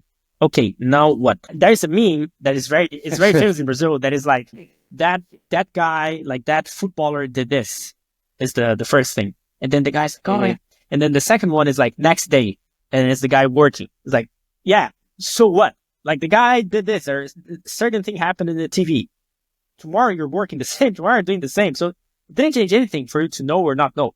So if those stories are not helping you in any way, and I agree with you, sometimes it's like a step in the journey. Like I've been through there as well. Like would like scroll image boards all day and whatever and see, oh, there it is. Okay, but if you grow out of it, that's the point. Like you grow out of things. The same. If you don't take it as a stepping stool or, you know, a step up to, you know, the more important actual things, then you're not getting it. Yeah, exactly. it's the problem that most of us have when we grow older. Because when we are kids, we are like constantly changing perspective. We are constantly working through the spheres. And because it's like, first of all, there's no responsibility, right? So you wake up, it's a new day. Oh, what I'll do today, what I'll play with. And we are very imaginative. Something we also lose when we grow older, which we should get back to. Unfortunately. Because it's one of the elements. I can talk a little bit about the 4 elements, how we use them. I think it's very nice. But as we go older, we start to crystallize ourselves into things. So if you think, for example, Monday, you think, I really want to go and eat, like, say, sushi. I want to go and eat sushi. But you cannot go on Monday. And then you crystallize that into your head so that you go all week thinking about the sushi you want to eat. And then Friday comes and you're like, okay, now I can. You go and eat the sushi and you go, I didn't actually want it anymore. It's like, and then you go, what the fuck, am I crazy or something? No, you just have times that you are working in a specific sphere and that certain things will be more pleasing or that you want to do more in that specific time. But that changes through the day. So every 2 hours or so, you change the main chakra or the main tattva. And that is a different you that is changing needs, changing wants. And the thing is, if you don't act on them, let go. It's like a sneezing, like if you don't sneeze right now, don't hold into like, oh yeah, I want to sneeze right now. Like hold into it. Maybe it will come back again.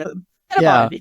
Don't crystallize the needing of sneeze. It doesn't make sense. But the same idea, because you see, and that's a practice you can start doing. Like note down if you ever had some, let's say, some impulse. Try to not act on it and note it down. Some impulse that I say, oh, I want to buy something or I want to go somewhere. I want to like relax a little bit, breathe and note it down. Wait a couple minutes or so and see if you still have it. Most likely you will not have it and you would have regretted if you did it. Like, especially with buying. It's so easy right now. We go to Amazon, there's a lot of flashy, cool things and you're like, yeah, I want to buy. Yeah. But it's like most of the time that comes and you never use it because you were just interested in that moment. And then, whoosh. Yeah, it's that quick dopamine hit, and then it's like, okay, but why did I actually buy impulsive. this? Like, I don't need this. Like, what am I going to use it for? To fill up space in my house that I can use for something else, something more productive. On the Tree of Life, I'll use this because the website is broken. But on the Tree of Life and the Jewish guys, they will say we have 5 levels of the soul. So the soul has levels. The Egyptians had 9, I think. So you can say they got it, they changed it a little bit. But basically you have 5, right? And you start from the most animalistic one, meaning it's impulsive, right? You see something, you want to do it. You don't control yourself. Like a dog will be, in his time to breed, and he will see another dog and he's like, I want to breed. Or he'll see your leg and he's like, I want to breed. He doesn't think, oh, it's a leg, I should do it. It's like, no, do it. That's animal soul. A lot of humans are here. It's normal, right? It's your impulse. And you navigate. Sometimes you're more here, sometimes you're more there, but you navigate through them.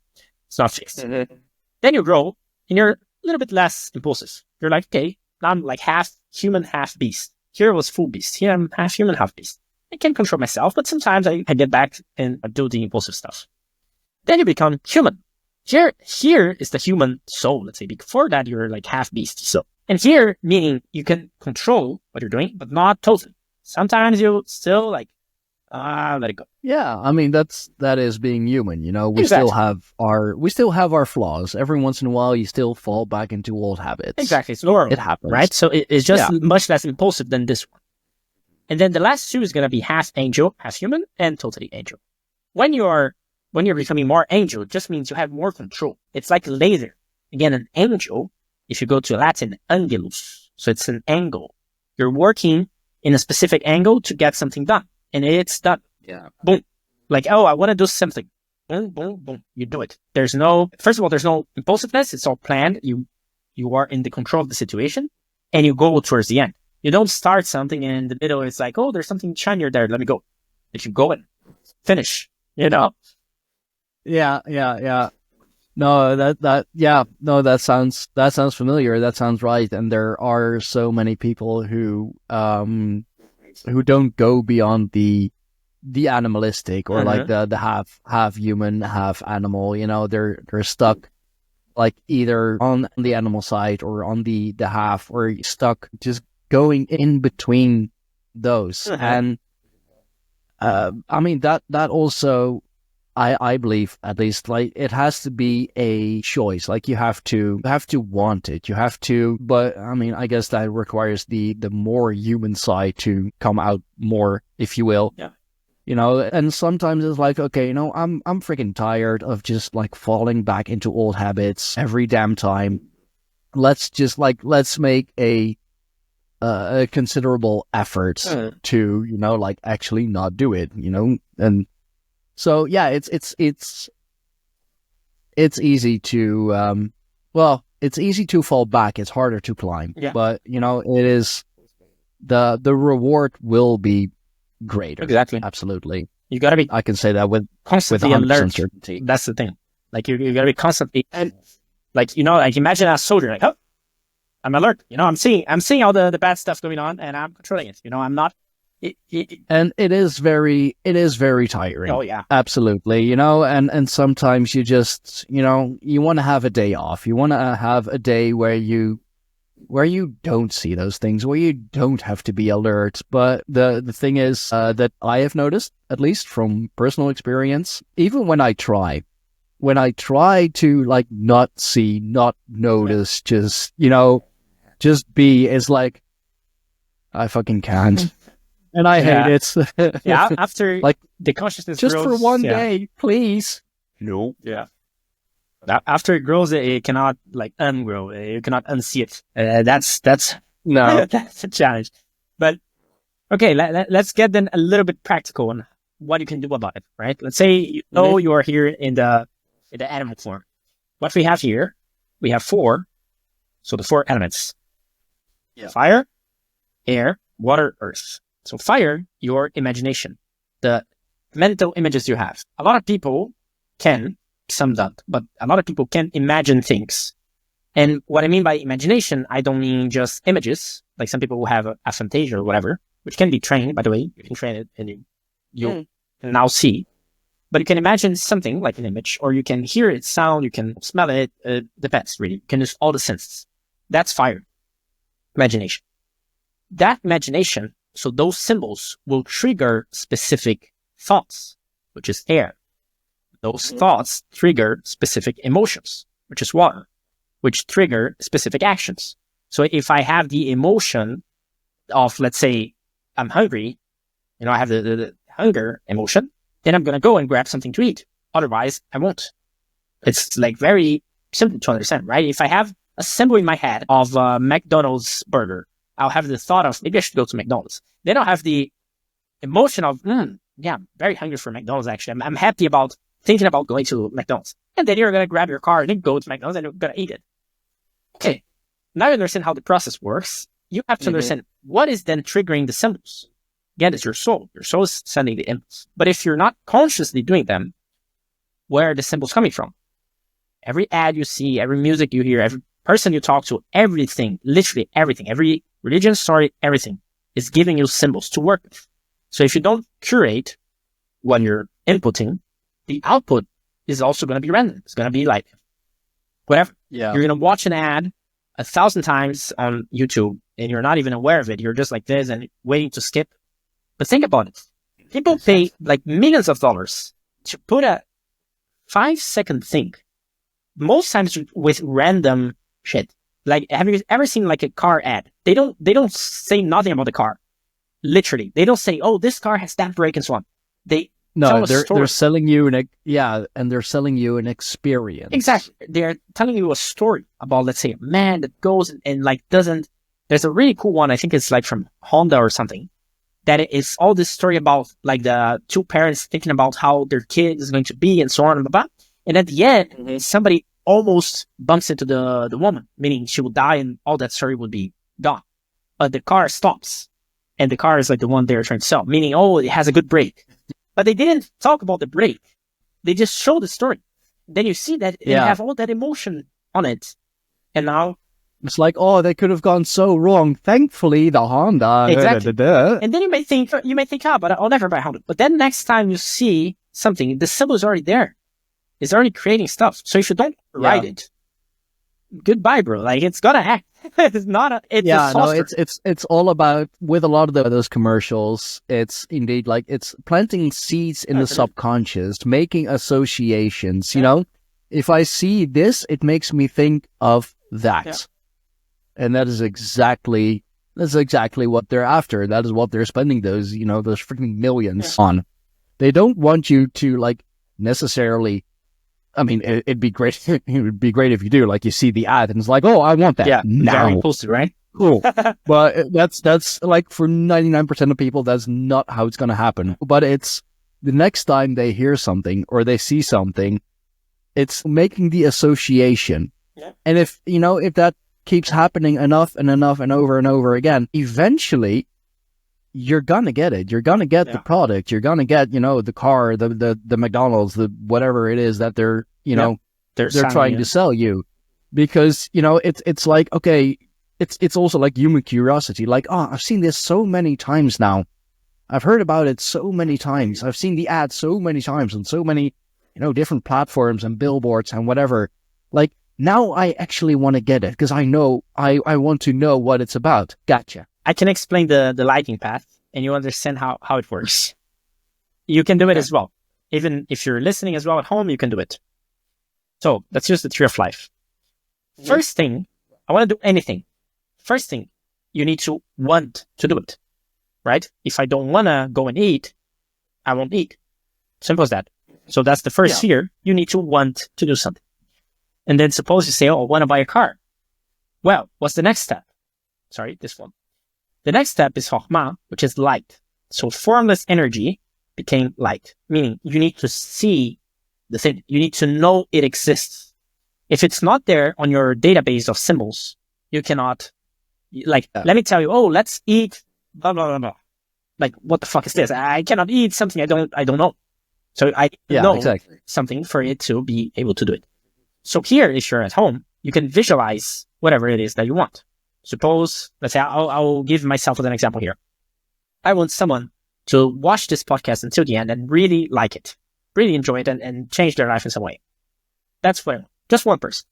So I want it. Okay, next step, I need to visualize. I need to see it with all my senses, not just vision, with all my senses. So that means I can see, for example, someone sitting on their computer, clicking the like button, watching until the end. I can hear their satisfaction. I can smell the room, whatever. I can just keep adding senses to it. Yep. You have the image. Then you have sound. So light becomes sound. So now you see it's getting slower. So here it's very fast energy. It's getting slower, and so it will come here. So sound meaning I need to be able to explain my idea. Again, let's say I have a project. I can see the project in my head, but I cannot explain to you. I cannot verbalize it. I cannot put it out. Mm-hmm. I cannot understand it, basically. I don't understand it. I cannot do it. So I need to know it exists, and I need to know how to explain it. So I'm explaining to you. I want someone to watch this until the end and really like it. Then you go through a portal, which is expressing it. Usually the best way to express it is paper and pencil. So there's a very nice combination of elements there. You don't necessarily need it. You can just, express it by saying it. You can express it by typing somewhere, whatever. It doesn't really matter at the end. But if you can, paper and pencil. So I could write here, for example, one person watching the podcast and so on. Right? I can write it down. Okay. Went through the portal. Now it continues. It gets a little bit slower and it comes here to plannings with good feelings. So here you're going to see all the good sides of this that you're trying to do. Let's say I'm going to, again, I want someone to watch this until the end. Why is it good? What are the pros? Well, me and Stein will have someone that will like us more. The person will have probably a better life because they'll watch until the end and they'll have the good things and so on. Could be that they also share with other people. So 1 becomes 2, becomes 3 and so on, so on. So a lot of good things that can happen, right? Let's say I want to eat somewhere. I'm going to be satisfied. I'm going to be happy, so on. I'm going to buy a car. I'm going to have somehow a way to go to my job. I'm going to have a flashy thing people like and so on. So again, you're seeing the good parts of it. Every time you're doing this, you keep improving the image. The symbol is the most important thing you have to keep in mind, and all the others come from it. Thoughts, emotions, and so on. Then continues to the red one. And now you need rigor, you need discipline, and you need to see the bad sides of it as well. It's all balance. So if, let's say, I want one person to see this into the end and really like it, well, what's the bad side of it? Maybe that person likes it so much that they become stalkers. That's a problem. I don't know. No? Who knows? Just might happen. Yeah, it could be, but anything's possible. Nobody wish for it because it can become a problem. Or let's say I want to buy a car, but the car is too expensive. So I'll have to take like a loan or something, and that will fuck me over. Again, everything has some bad side if you look into it. And usually, if you come here and there's more bad sides than good sides, why bother doing it? Scratch that idea, right? Don't, it's very simple. And remember me, I'm giving you the system, but you already do this in your head already. You didn't need to know, right? If you think of something, I want to do it, but then you put the limitation and then say, but it's going to be hard, it's going to be this, it's going to be that. Discipline, then you'll do it. Continuing. Here, you harmonize the good and the bad. You basically try to see how that bad can be balanced, and you see the beauty of what you're trying to do. So again, it's very nice. It's very a beautiful idea to have someone that changes their lives by listening to a podcast. And I think if they become a stalker, we can help them. I don't have my address in the internet, as far as I know, so I can hide myself. So there's a way to counter that, right? If it does, let's hope not. Or if I had a car and I have to take a loan, I could, let's say, get a loan at a place that has less fees and whatever. You can balance it. Yeah, there's always a solution. There's always a way to mitigate the negative. And if it doesn't have, or if it's really hard, again, scratch that idea. Do something else. Yeah, if the risk outweighs the rewards, then just don't do it. Exactly. It's not worth it. Continuing, this one is very simple. Here, we got to be silent about it. So I already kind of broke it because I'm talking about it in the podcast. But ideally, at home, it's not a hard rule, but it just means like if you're doing a project, do you really need to talk about it to everyone else? Because what's in it for you? When you talk about it to, let's say, a friend of yours, most likely, if it's a project that is, let's say, difficult or something that is not necessarily what people would see you doing, it's very likely that they will project their own insecurities in you and they're going to stop you from doing it. So it's not something that they're doing out of because they are bad people. It's just like, they're insecure and they're going to say, oh, this guy cannot do it. So they're not necessarily going to encourage you. Because they don't get it. Exactly. It's like, are you sure you should be doing this? And even if they don't say it, they will mentalize it. Again, they are sending symbols into your idea now. Your idea was just for you, was secret. Now you open it up for other people. And now you gave them the ability to send the symbols. Again, be quiet about it. It's fine. I already said mine, but it's all right. If you have enough will, it shouldn't matter. But if you don't have it, if only more people did that. If only more people just shut the fuck up for a moment. Exactly.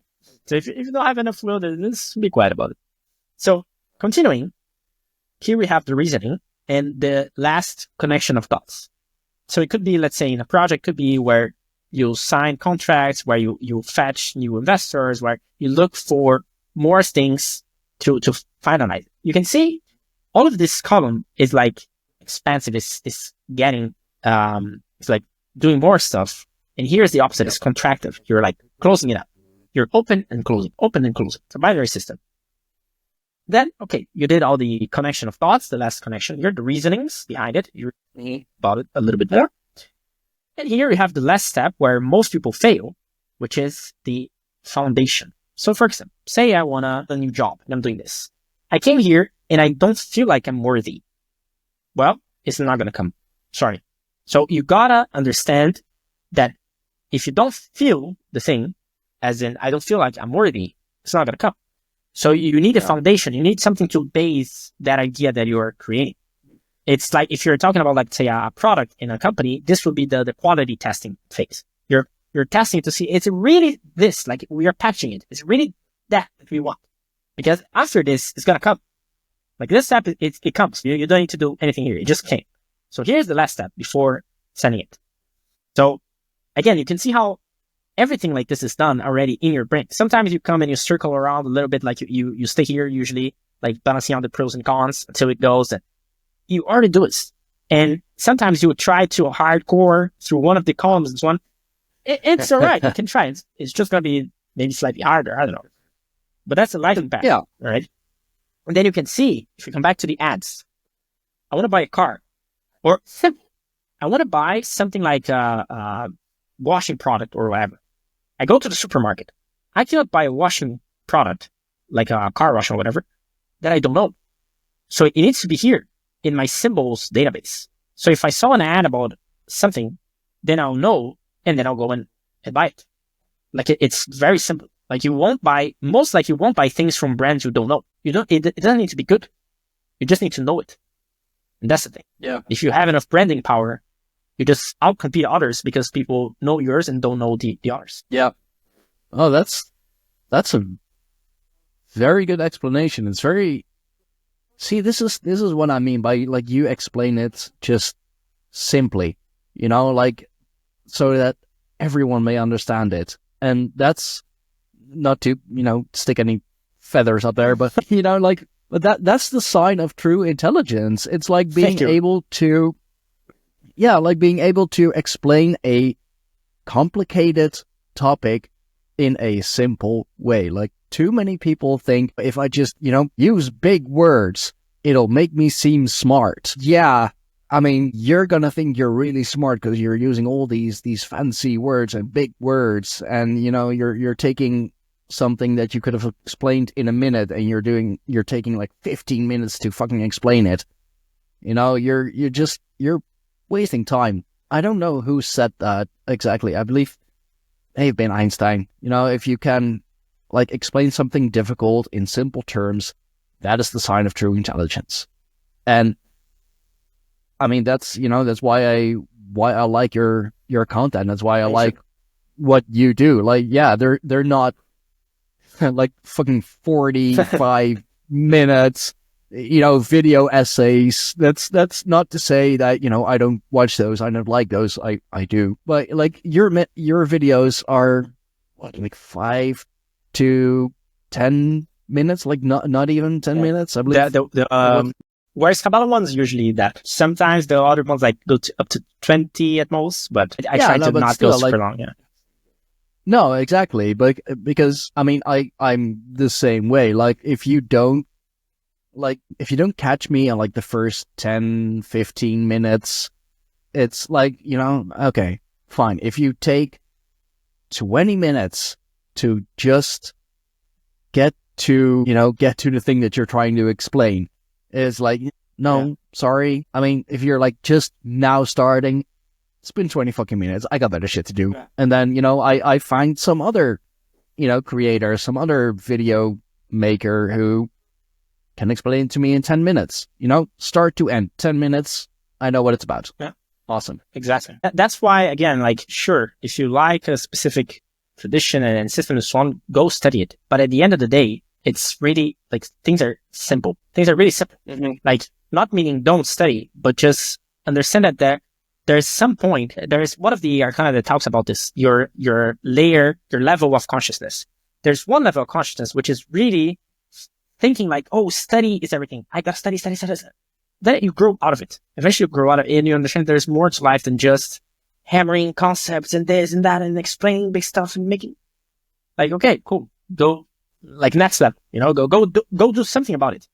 There's another way we can see, which is we just went down the tree, which is usually nicer because here it's formless energy, so you can play around with it. If in the middle of this process, I don't want to go, let's say to Italy, I want to go to somewhere else, you can change it. You're in your imagination still. You have time to do it. It's very easy. It doesn't require energy. But there's also the way of going up the tree. So bringing stuff from the material world up to the spiritual. And this one not only is harder, but you don't have a lot of chances in a lifetime. Why? Well, you start here. And let's say, do you know anything about like wines? Are you a wine guy? Mm-hmm. Do you happen to be up? I would like to be. Okay, so me and you are here. I don't know shit about wines as well. So okay, let's say I want to become like a sommelier or a guy that really knows wines. First thing I go to is the moon. The moon doesn't have its own light. It has only the reflection of the sun. Meaning, I have to go and find other people that are good in it that I can reflect myself and see. For example, I'll see a sommelier, I'll see how he does things, and I will say to myself, that's a nice guy. I like him. Or I'll say, I didn't like this guy at all. I'll say, yeah, okay, it was okay. All of this is just basically a reflection of me. Like every time you interact with someone, what you see in them tells more about you than about the other person. Because if you got someone like Elon Musk, let's say, you have 1,000 people, everyone is going to have a different perspective on him. Oh, he's good, he's bad, he's neutral, he's funny, he's not funny, he's this, that. Again, it talks about their own shit, their own point of view.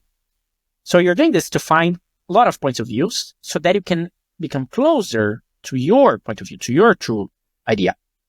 Then from here, you need to understand the technical points. So you say that already required some time. Here, more time. You need to know like how to properly get the canvas, how to choose the blind, how to smell the thing, and so on. You need to know the technique behind it.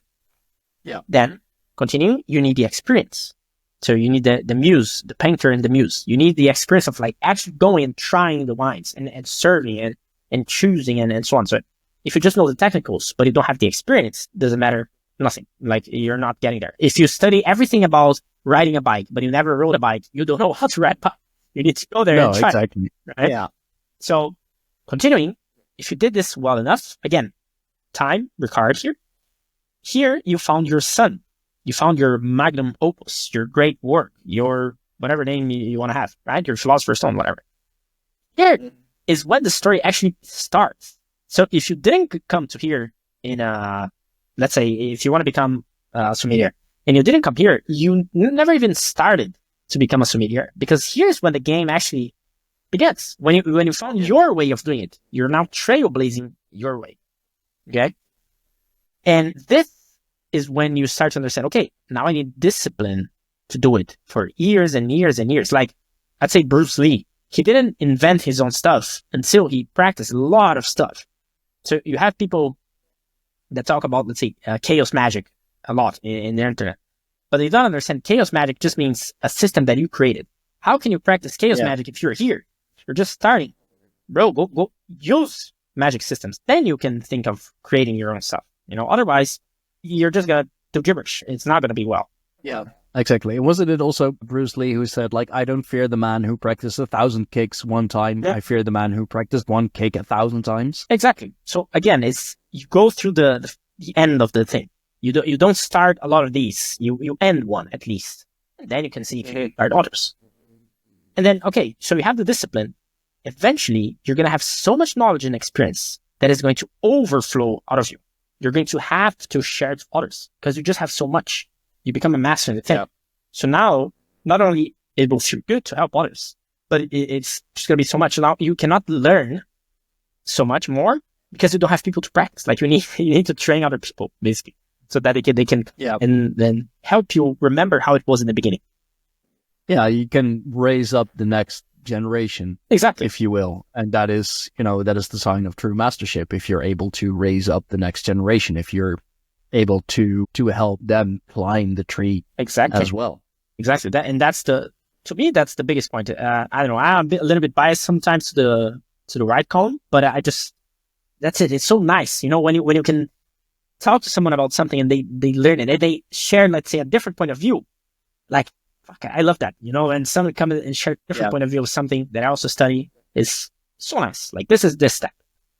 And then go on. That's why I love podcasting. It's just so many different people, so many different opinions, so many different thoughts, so many different, ways of thinking about things. Like, I've had so many times that I thought I understood something, not fully understood, but I know the basics. And then someone else will have someone on the podcast and that person explains it to me, like, from their point of view, which is from, like an entirely different angle, comes at it from a different angle, but it works the same way. You get to the same, the same result. And I'm just sitting here like, yo, shit. Yeah, that works too, actually.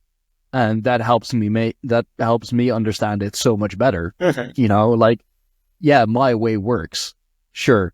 But what you just told me gives me a deeper understanding. Like, you're coming at it from like your perspective and your way of life, your experiences, and it works the same way. It's, I always say, like, in the, what is it, 3 years, 2 or 3 years that I've been doing podcasting now, I have learned more about life, about just general things than I did in, Jesus, like 16, 18 years of school. Mm-hmm. Yeah, they helped me read and write, and I got a piece of paper that says, I'm a certified chef, certified cook. Awesome.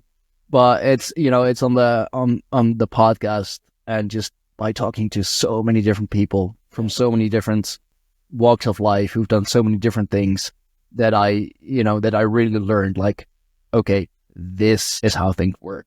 Yeah, exactly. And it's a beautiful thing. It's, again, you already came to this. You already have your stuff. Like, you are the Pagans podcast and so on, and you like to bring people from other like points of view, even though they're not necessarily pagan, whatever. So now you're coming to here, you're practicing it, right? And the more you do, again, eventually maybe you have your own podcast agency, or you help people starting their own podcast, or you help people or on their own pagan path and so on. Right? Yeah, that is definitely what I am working towards. I have learned a lot already, not just about, religious and spiritual stuff, but like also the whole freaking technical side of podcasting. Like, everything that I do is self-taught. I found out myself how all of this works. I mean, sometimes I'll, have to look it up, like, hey, I have this issue. How the fuck do I fix this? But then I still have to fix it myself. Yeah, exactly. And again, eventually, you're here, you're the master, you're teaching, and you become the true, let's say, the gray beard master, right? You are the true, like, ancient of the thing. To get here, you need Gandalf the Grey. Exactly. That'll be awesome. Exactly. You need a couple of years, to get here. And when you get here in a human body is where you stop, basically. So here is everything you understand, meaning, like you were saying, like something that you truly understand. And here is stuff that you know that you don't know yet. It's like wisdom. It's like, okay, I kind of know, for example, maybe the tree of life, like you said, maybe I saw it here and there, and I kind of know it exists. I know something or two, but if you ask me again to explain, remember when we were getting down the tree, if you ask me to really explain it, maybe I wouldn't be able to do it so well. I just kind of know it. And here is everything that you don't even know that you don't know. How many types of food, how many types of like music, how many different religions, how many different points of view you don't even know. Let's speak humans.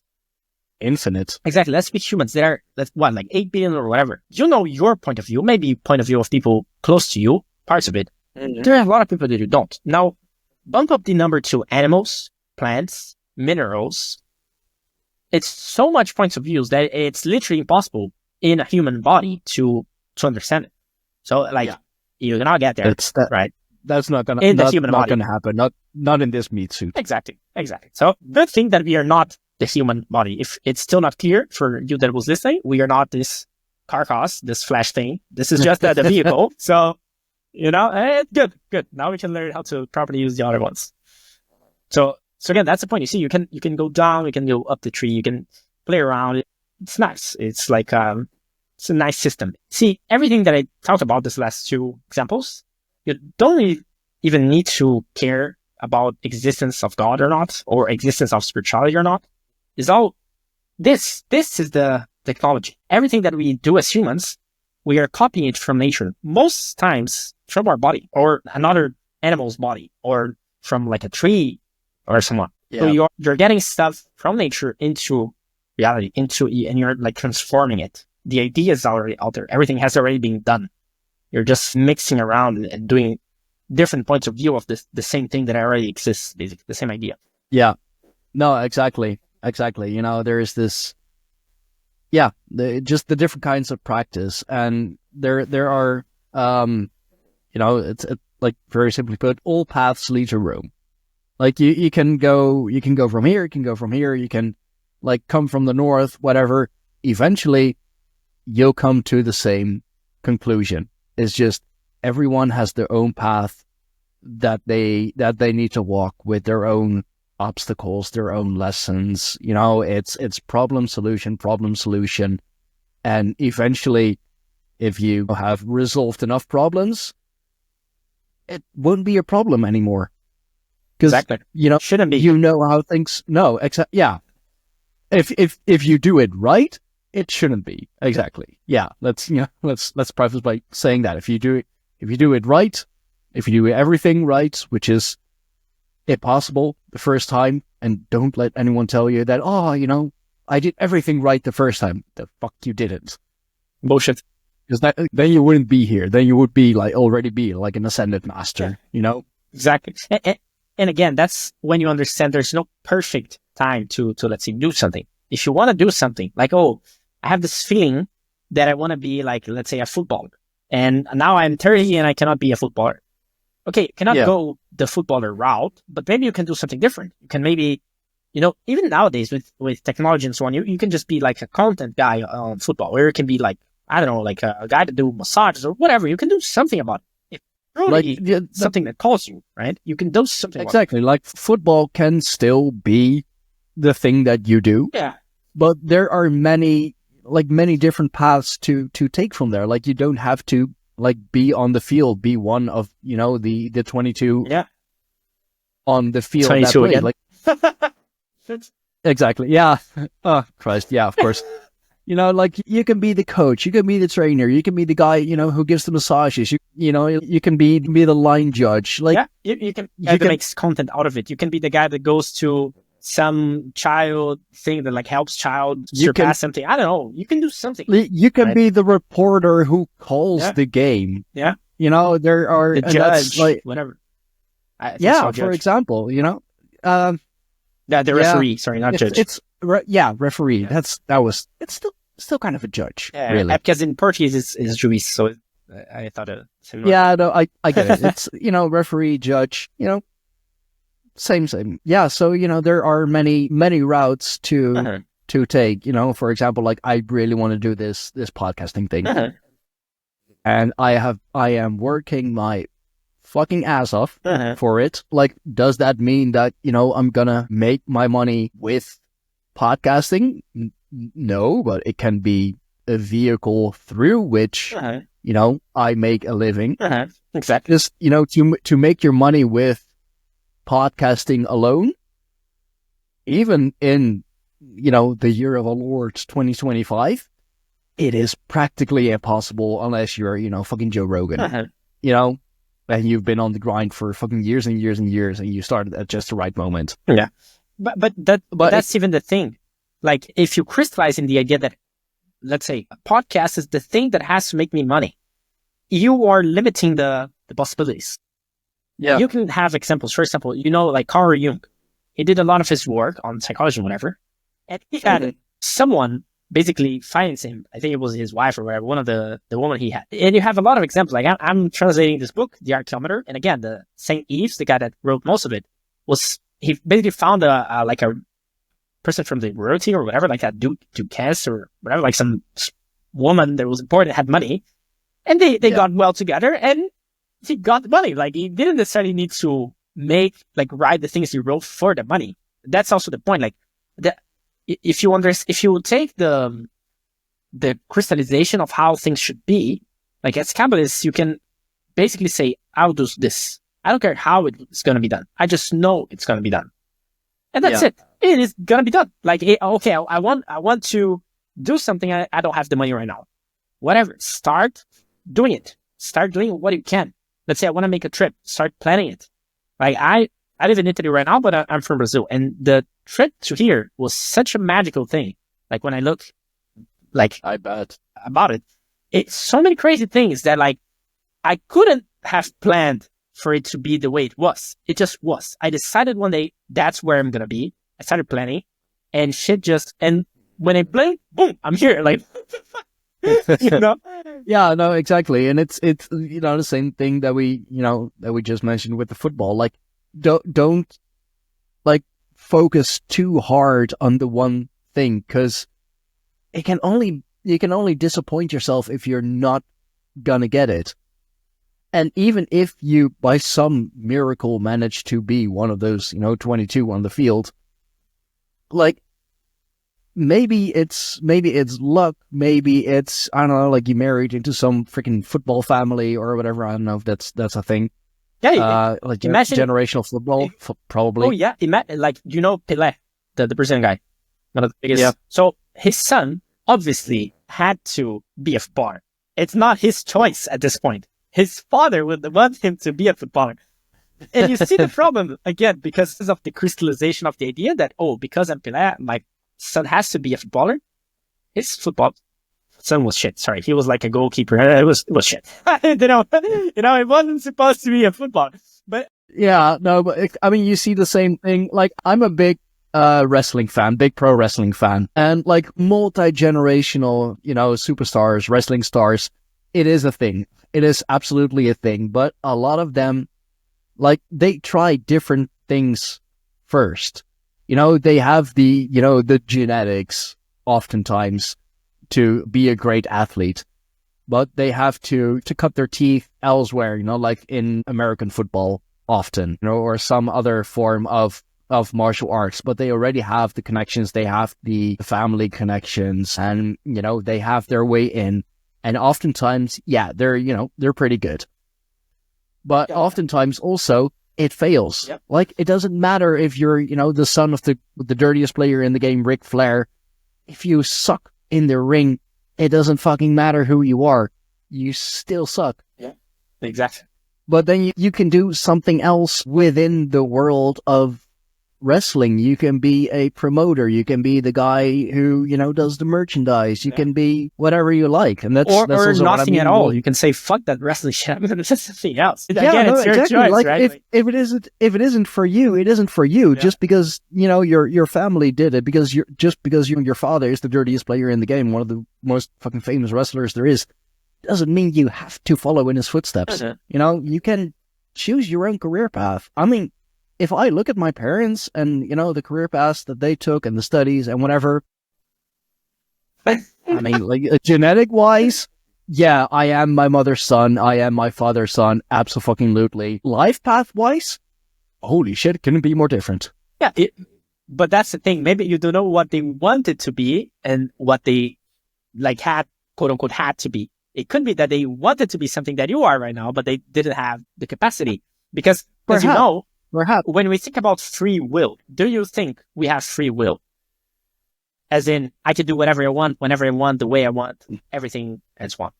Ooh, I believe that's partially, perhaps. Like, I do believe there is a path laid out for everyone, but I think, like, the free will part is how you walk that path. So picture this. You're a dog and you are in the middle of a squared fence. As the dog, you can walk within the fence, but it cannot go outside of it. You are born within that fence. And that's the thing, like you said, that is the path that you can take. You are in a game. The game has an ending. You can choose to come through here, through there, to stop and not do anything. But the game has an ending. And that's the most you will be able to do. And, well, how can I understand this?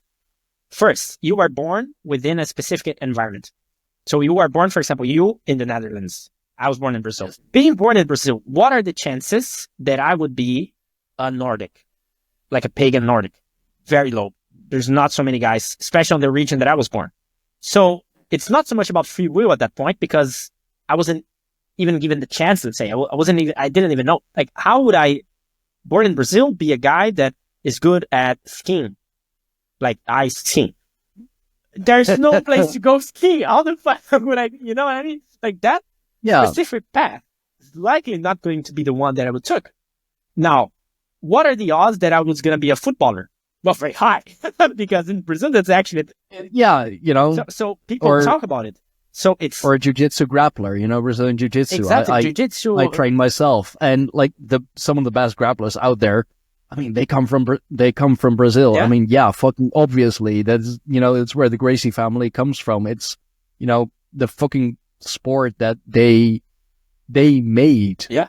Really. I mean, they took jiu-jitsu from Japan and they adapted, they did their thing. And kind of customized it. And now I'd say that Brazilian jiu-jitsu is more fucking popular than like actual jiu-jitsu. Yeah. But you see how, again, you were born already in an environment that will limit the choices that you have, because some choices have a time.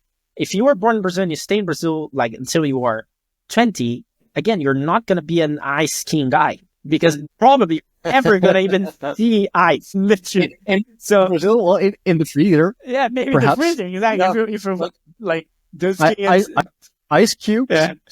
So that's probably as far as you'll go. So obviously Brazil is very big. There are places which like maybe closer to Argentina or whatever, but I'm talking generally. Then you have your family. So again, if you're born in a family of doctors, what are the odds that you become a doctor? Very high. Not for certain, but it's very high because they will expect you to be one, most likely. And you are going to have something to look up. Because if the options are unlimited, well, you could choose anything, but the options are not unlimited. The options are kind of limited to what you know, as we saw here in the example. So if you know, oh, my father makes money as a doctor, yeah, maybe I'll do this as well. It's an easy choice. If most people don't think about what they want to do, they'll just follow whatever worked for someone that they value. Let's say their parents. Then the friends you meet when you are young, everything is already kind of lock you in a box, which is not a bad thing. It's just something you got to realize so that you don't put crazy expectations on yourself. And so that you understand as well, like, okay, if there are kind of a set out game, more or less, wouldn't it make more sense for me to go and complete it? Because from the way Kabbalists understand things, you programmed this character already. So that's your astrology, that's your divination system. You already programmed. Sure, when you're here, you can do some changes and whatnot. But when you were there programming, you had more agency, more consciousness to know what you were programming. Now that you are down here, if you don't have the consciousness to change, you maybe are doing some bad shit. And then you're going to come back and say, fuck, bro, I have to go again because I fucking didn't complete what I needed to complete. Yeah. You know what I mean? So again, we have such a limited choice sometimes that it just makes sense to understand the choice and live it. Like I said in the beginning, if you understood that your life is going to be like suffering, you're going to have a hard life. And so at least own it. You know what I mean? Like at least go through it and make out of that, transmute that into something greater. Transmute that into something that other people can use and that you can use yourself to your greatness. Because I think it's also at Alan Watts' video where he talks about, he explains this idea that, okay, imagine you're God and imagine you could do everything. And then eventually you do all the greatest challenges and you save all the princesses and you do everything. And somebody just gets bored. So you kind of want to do like, let's say, terror stuff and dark stuff and sad stuff just to see how it is. So it could be that you are going through one of these and that's fine as well. Like it's not, if you understand what you're going through, if you have the awareness, you have a lot of stories, even let's say in the Bible and so on, of people going through a very difficult time, but being okay with it. Being like, okay, I get it. Like even let's say the Jesus archetype, right? In the cross. He's not like crying about it. He's like living through it. You know, like he's embodying that experience. He is embodying the archetype. He knows that, his suffering is for the greater good, if you will, I mean, that's great advice. As you said, don't limit yourself. There is so much to learn. There is so much to do. But then again, if you found your path, go walk that path. You'll do it well. Make it your path. Like you own that fucking path. If you're going to do it, do it. Exactly. And that reminds me of something that I see a lot on Twitter, especially sometimes when I debate people, they'll ask for like the sources, or they'll ask like, oh, where can I study this? Where can I study? It's like everything is the study already. If you have the awareness, you don't need a Kabbalah book. You don't need nothing. You just need to pay attention. Like you are already, if you look into your past experiences, you already can look into things that you repeated, loops that you went through. You can already see the patterns. You can already see the lessons that you're gaining. Literally, the universe speaks to you. You just gotta start to listen, right? So when you have a book, what you're doing is you're getting the point of view of another person and you're trying to fit into your reality. And maybe that point of view is not the one that is going to fit your reality best. So the advice that I can give is, if you're reading, take what the person is saying and try to come up with your own point of view on that. So use the book as a ignition for your mind. It's like, okay, exactly. I cannot think of anything right now. Okay, get a book, open it. Oh, this guy's talking about this. Interesting. That is that. Like you start to make the connections on your own mind so that you arrive at your own thoughts. And then you start to make the correlations like, why did I get this book this week? And then most likely you see, I was also studying that, which is related to this. And then it gets like kind of schizophrenic, but it is really nice. It is really nice, like, because you see the correlations. Exactly, and that's the thing, you know, that I've been, you know, kind of saying and focusing on more lately. You know, like it's awesome to gather knowledge, you know, to know a lot of things, to, you know, be learned on a lot of things. Okay, cool. That's step one. What are you gonna do with that knowledge? Like, are you just gonna, you know, collect knowledge for knowledge's sake? I mean, then you're basically just the nerd. No, you're a bookkeeper, Bookworm. librarian. Yeah, bookworm, librarian. You know, you're just collecting to have a collection. Okay, cool. But the real challenge is gather the knowledge, turn it into wisdom. If you'll experience certain situations that, you know, you have heard about, that you learned about, that you studied. And it's like, okay, I know this situation. I have studied this situation. I heard somebody else, you know, explain this to me, talk about this with me. How am I, you know, like, what am I going to do now? Like, I have the knowledge. Cool. Now let's apply that knowledge. We come back to here, right? Like, you have the technique, the book. Now you gotta use it. And if you cannot use it, it's trash. Literally, it wouldn't be better if you didn't do it. Honestly.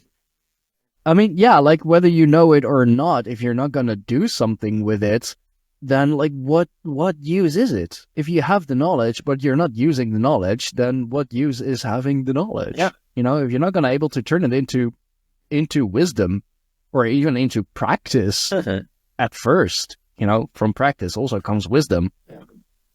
You know, then yeah, cool. And that's a lot of the traps that people get into when they study occult and esotericism stuff as well. Like, especially see on Twitter, the numerology space, they start to say, oh, this and that and connections and so on. But, like, again, if you're just coming for the sake of knowing, but it's not changing anything in your life. First of all, if you get to know something, try to, like, now at this point, I agree with science in the sense that practice it, like, experiment, test. Does it really work? Does it really work for me that way? And so on. Like, go to the roots. What are the, like, what if a mathematician gets a function, they won't go and just, like, accept the function. Oh yeah, that's the function. They're going to try to prove it. So if someone comes to you and says some bullshit like, oh, this means that, okay, why? Like, a lot of people say, oh, the morning star is Lucifer. Okay, why? Okay. And then people are going to say, oh, Lucifer, morning star, oh, it's Venus. Okay, why? Think about morning star. What is the star that we see every day in the morning that gets the morning? Yeah, Venus, the sun. It's bro. It's like why Venus? Venus is not a star. And then people just they just repeat stuff over and over and over, which in a way, again, it comes back to the tree of life, having multiple points of view and so on. But sometimes the point of view you're holding to is not helping you in any way, shape, or form. So change it. Like, test another one. Grow out of it. Yeah. Exactly. Don't just take things for fact. Yeah. I spoke about this recently as well. Like, so why is this? Well, it is because it is. No. Exactly. That's not how things work. You know, why is this? Okay, let's figure out why this is. This works that way. Okay, cool. Let's figure out why it works that way. And it's like, okay, so we found out why it works that way. Cool. Then, you know, like, why? Keep going to the root. Keep asking questions. You know, and it's like, as you said, like, every sphere has a tree in of itself. You know, you go deeper and deeper and deeper and deeper, and that is true infinity. Infinity is not, you know, it's not out there. It's, you know, in here. Exactly. It's funny, like, you spoke about the Philosopher's Stone and alchemy. I just quite recently had an alchemist on the show. Nice. The episode aired last Saturday, I believe. Yeah, it's the most recent one that aired, and he gave a beautiful analogy of how to find your Philosopher's Stone. And you know, in the end, he did say, like, okay, am I gonna, like, now that I found it, am I going to keep it to myself? Or am I going to share it with the world? I found it. Okay, cool. Now what am I going to do with it? Am I going to be selfish? When I know where it is. I know where it can be found. I can always get more. So I might as well share it with everyone else. I found the treasure. I found the gold. I, transmuted it. Now let's help everyone else. Because I know where it is. I can tap into that source again. Yeah, exactly. And just get more. Exactly. It's again, you come back here, right? You found the philosopher's stone, the magnum opus. You discipline and then you share. Discipline and share. That is, if you want to do we call the serpent path or the dove path when it's like from the bottom up. And why? Because you just work more spheres. It's nicer. You have more capacity, because otherwise, let's suppose you came here and you came to this side, right? Most likely when you're quote unquote up there, you're going to say, oh, but I didn't work these ones yet. So we're going to come back and how we're going to work this. It's like, if you can work all of them already now, why not? Just do it. Yeah. Like if you're gonna go down and be like, oh, but I didn't do this. Well, then let's do that. Yeah. Just do it. Just do it right away. There are three things that keep people coming back. Three main things, and the Greeks understood it as the Cerberus, the dog, the three-headed dog that guarded Hades. You have fears, you have vices, and you have guilt. So everything that you have as a fear is gonna keep you coming back. Everything that you have as a vice is gonna keep you coming back, and as a guilt. Yeah. Vice and guilt is very easy to understand, right? If I have the vice of alcohol and I die, I'll become like a ghost fucking looking for people that drink alcohol so that I can get that energy. Because you cannot drink as a ghost, but you can get to people that are drinking and have the same feeling.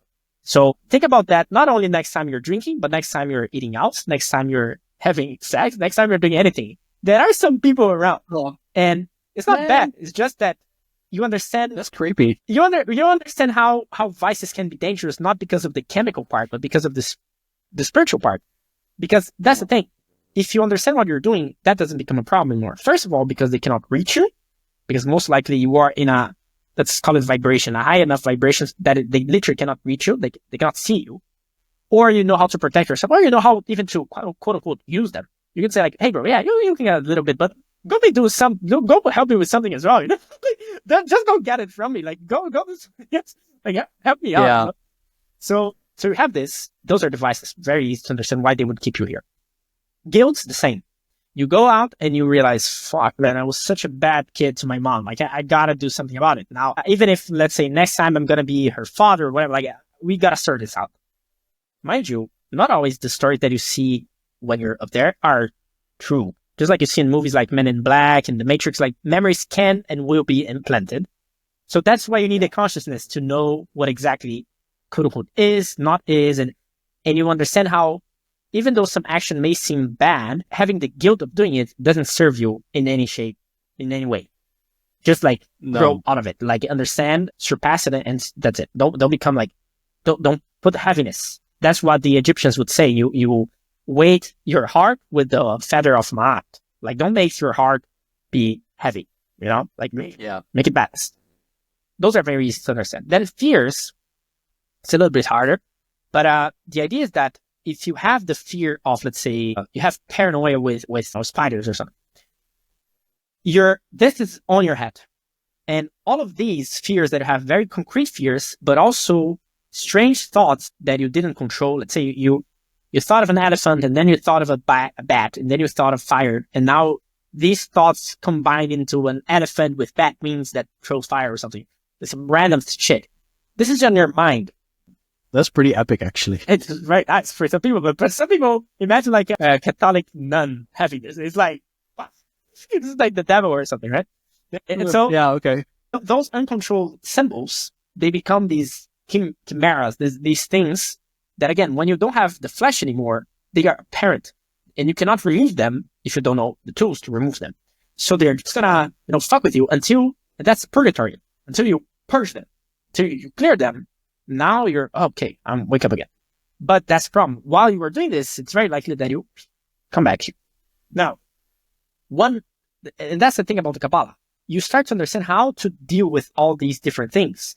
But if you don't study, that's fine. At least know that this happens in like, find your way of dealing with them. Because you see, let's say in some shamanic exercises, you have similar things. In some Nordic things, like people will do death initiations. They will be put into caves. They will be put in, like underwater and so on, so that they can know, or even in Christian terms, like you have a second birth or whatever, right? Like put yourself in the water. A rebirth. Exactly. Yeah. Those are just, again, symbolic initiations, things you go through so that you can deal with the symbols. It's always symbolic. Yeah. It's always a symbol that you have to deal with, like a programming you have to deal with. And then you can go past. Because otherwise you just keep coming back and back and back, and bro, nobody want to do this. It's not nice. I don't want to do this forever. I don't want to do this, this human thing till eternity. Exactly. I mean, I don't, At some point, I don't mind if I have to do it, a couple more times. If I have to, learn some more things, that's fine. But at a certain point, I would just like to be up there and don't have to do this anymore, because it's not fun. Or at least human. go to a different simulator. It's maybe that doesn't fuck with your memory every time.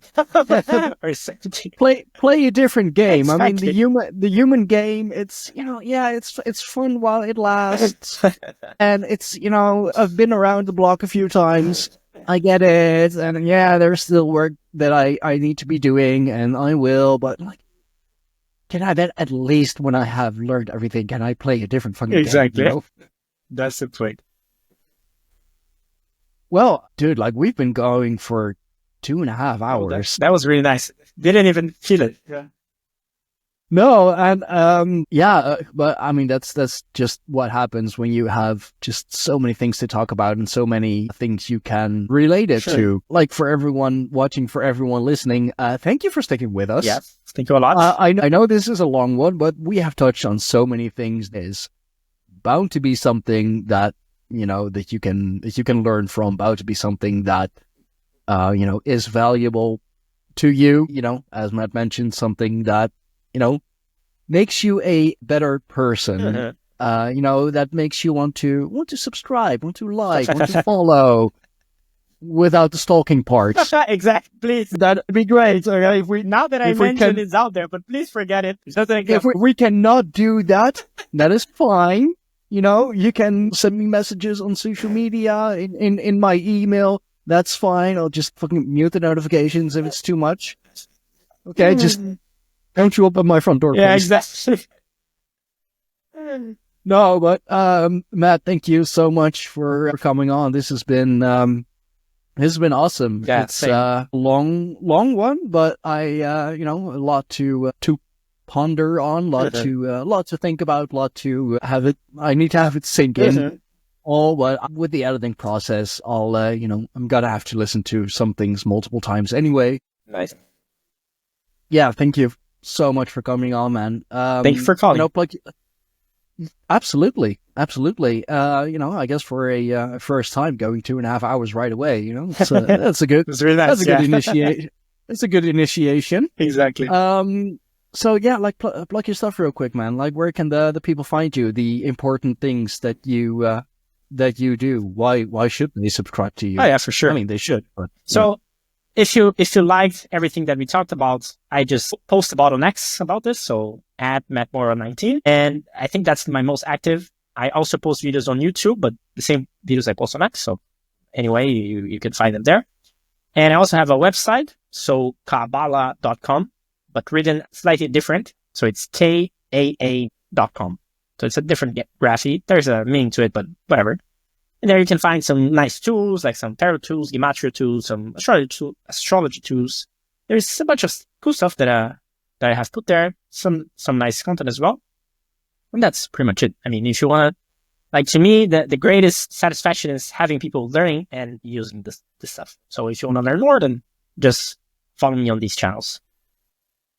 Awesome. I will make sure that they're in the description down below, of course, both on the audio and video platforms. Yeah, and if you like what we do with the Greyhorn Pagans podcast, or just on my channel as a whole, because I have so much more coming out at time of recording. At least when this comes out, I'll be well on my way with a series of videos together with my wife on the cryptids of the world, the cryptids, the interdimensional beings, and like, no, not just, your regular Bigfoot aliens stuff. We go into the kabouters, the kobolds, the elves, dragons, like whatever mystical, mysterious being you can think of. We are going to cover it. That is just me and my wife, short videos. Very cool. So yeah, it's going to be awesome. We have the introduction lined up. We have a couple of scripts written already, so should be awesome. And for everything else that we do, go to our website www.greyhornpagans.com, where you can find the podcast, the different tribes that we align ourselves with, merchandise, patreon.com/greyhornpagans. Yeah, and of course, a major thank you to the sponsors of the channel, sponsors of the podcast. First up is Shop, Reclaim, Repurpose, and their amazing Nefertafel set, or Viking chess, a beautiful handcrafted, handmade game, 2-player strategy game, as our ancestors used to play it. I have a set myself. It is amazing. It's a one-man shop. He does everything himself, and so go show him some love. And if you want to buy yourself a amazing Nefertafel set, use my code. I always forget that one. What was it again? Oh yeah, Steinfox Tuffle. That is TAFL for 10% off, or go to the link in the description box down below. And of course, also a big thank you to the other sponsor, a fairly new one, Dubby. Dubby is a great energy drink, but without the caffeine crash, without the jitters, just focus and, a healthy amount of energy. I have been, especially in my younger years, I was addicted to Monster Energy. That shit is so incredibly fucking bad for you. It just, it's up and down and up and down and up and down. And at a certain point, I was drinking 6 to 8 half liters a day, which is too much. So instead, get yourself a Dubby. They also have no maltodextrin fillers. Do not use any artificial dyes, because that shit is fucking harmful. Contains vitamins, amino acids, a nootropic, and 150 milligrams of caffeine. So if you go to ubby.gg, use code SteinFox10, you can get 10% off your entire purchase. And trust me, it's good stuff. I've been using it. I've been drinking it for a bit now. Takes some getting used to. Haven't drank that kind of stuff in a long time, but I like it. I love it. It gets me through the day, especially if I have, work and a podcast after, or work and a training after. Dubby gets me through it. So yeah, thank you all very much. Yep. Thank you all, guys. And thanks again for Jin for making the bridge. Shout out to him. Yeah. Yeah, no, absolutely. Jin, I hope you're watching, I hope you're listening. We'll fucking make you listen. Like, bro, you set this up. So yeah, big thank you to Jin as well. But Matt, big thank you for coming on. I'm gonna sign off. I'm gonna have breakfast. Actually, it's 10 minutes to 5 in the afternoon. I still have to have breakfast, so I'm hungry. So I thank you all. Until next time, everyone. Bye-bye. Bye-bye.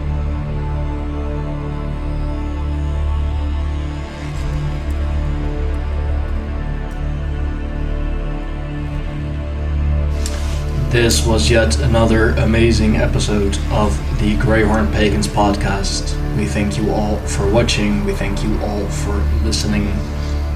Remember to like, share, subscribe, and hit that notification bell so you will be notified whenever we upload something new. Support us on Patreon for early access and for everything else that we do with the tribe, for everything else that we do with the podcast. Find us on www.greyhornpagans.com. For now, we thank you.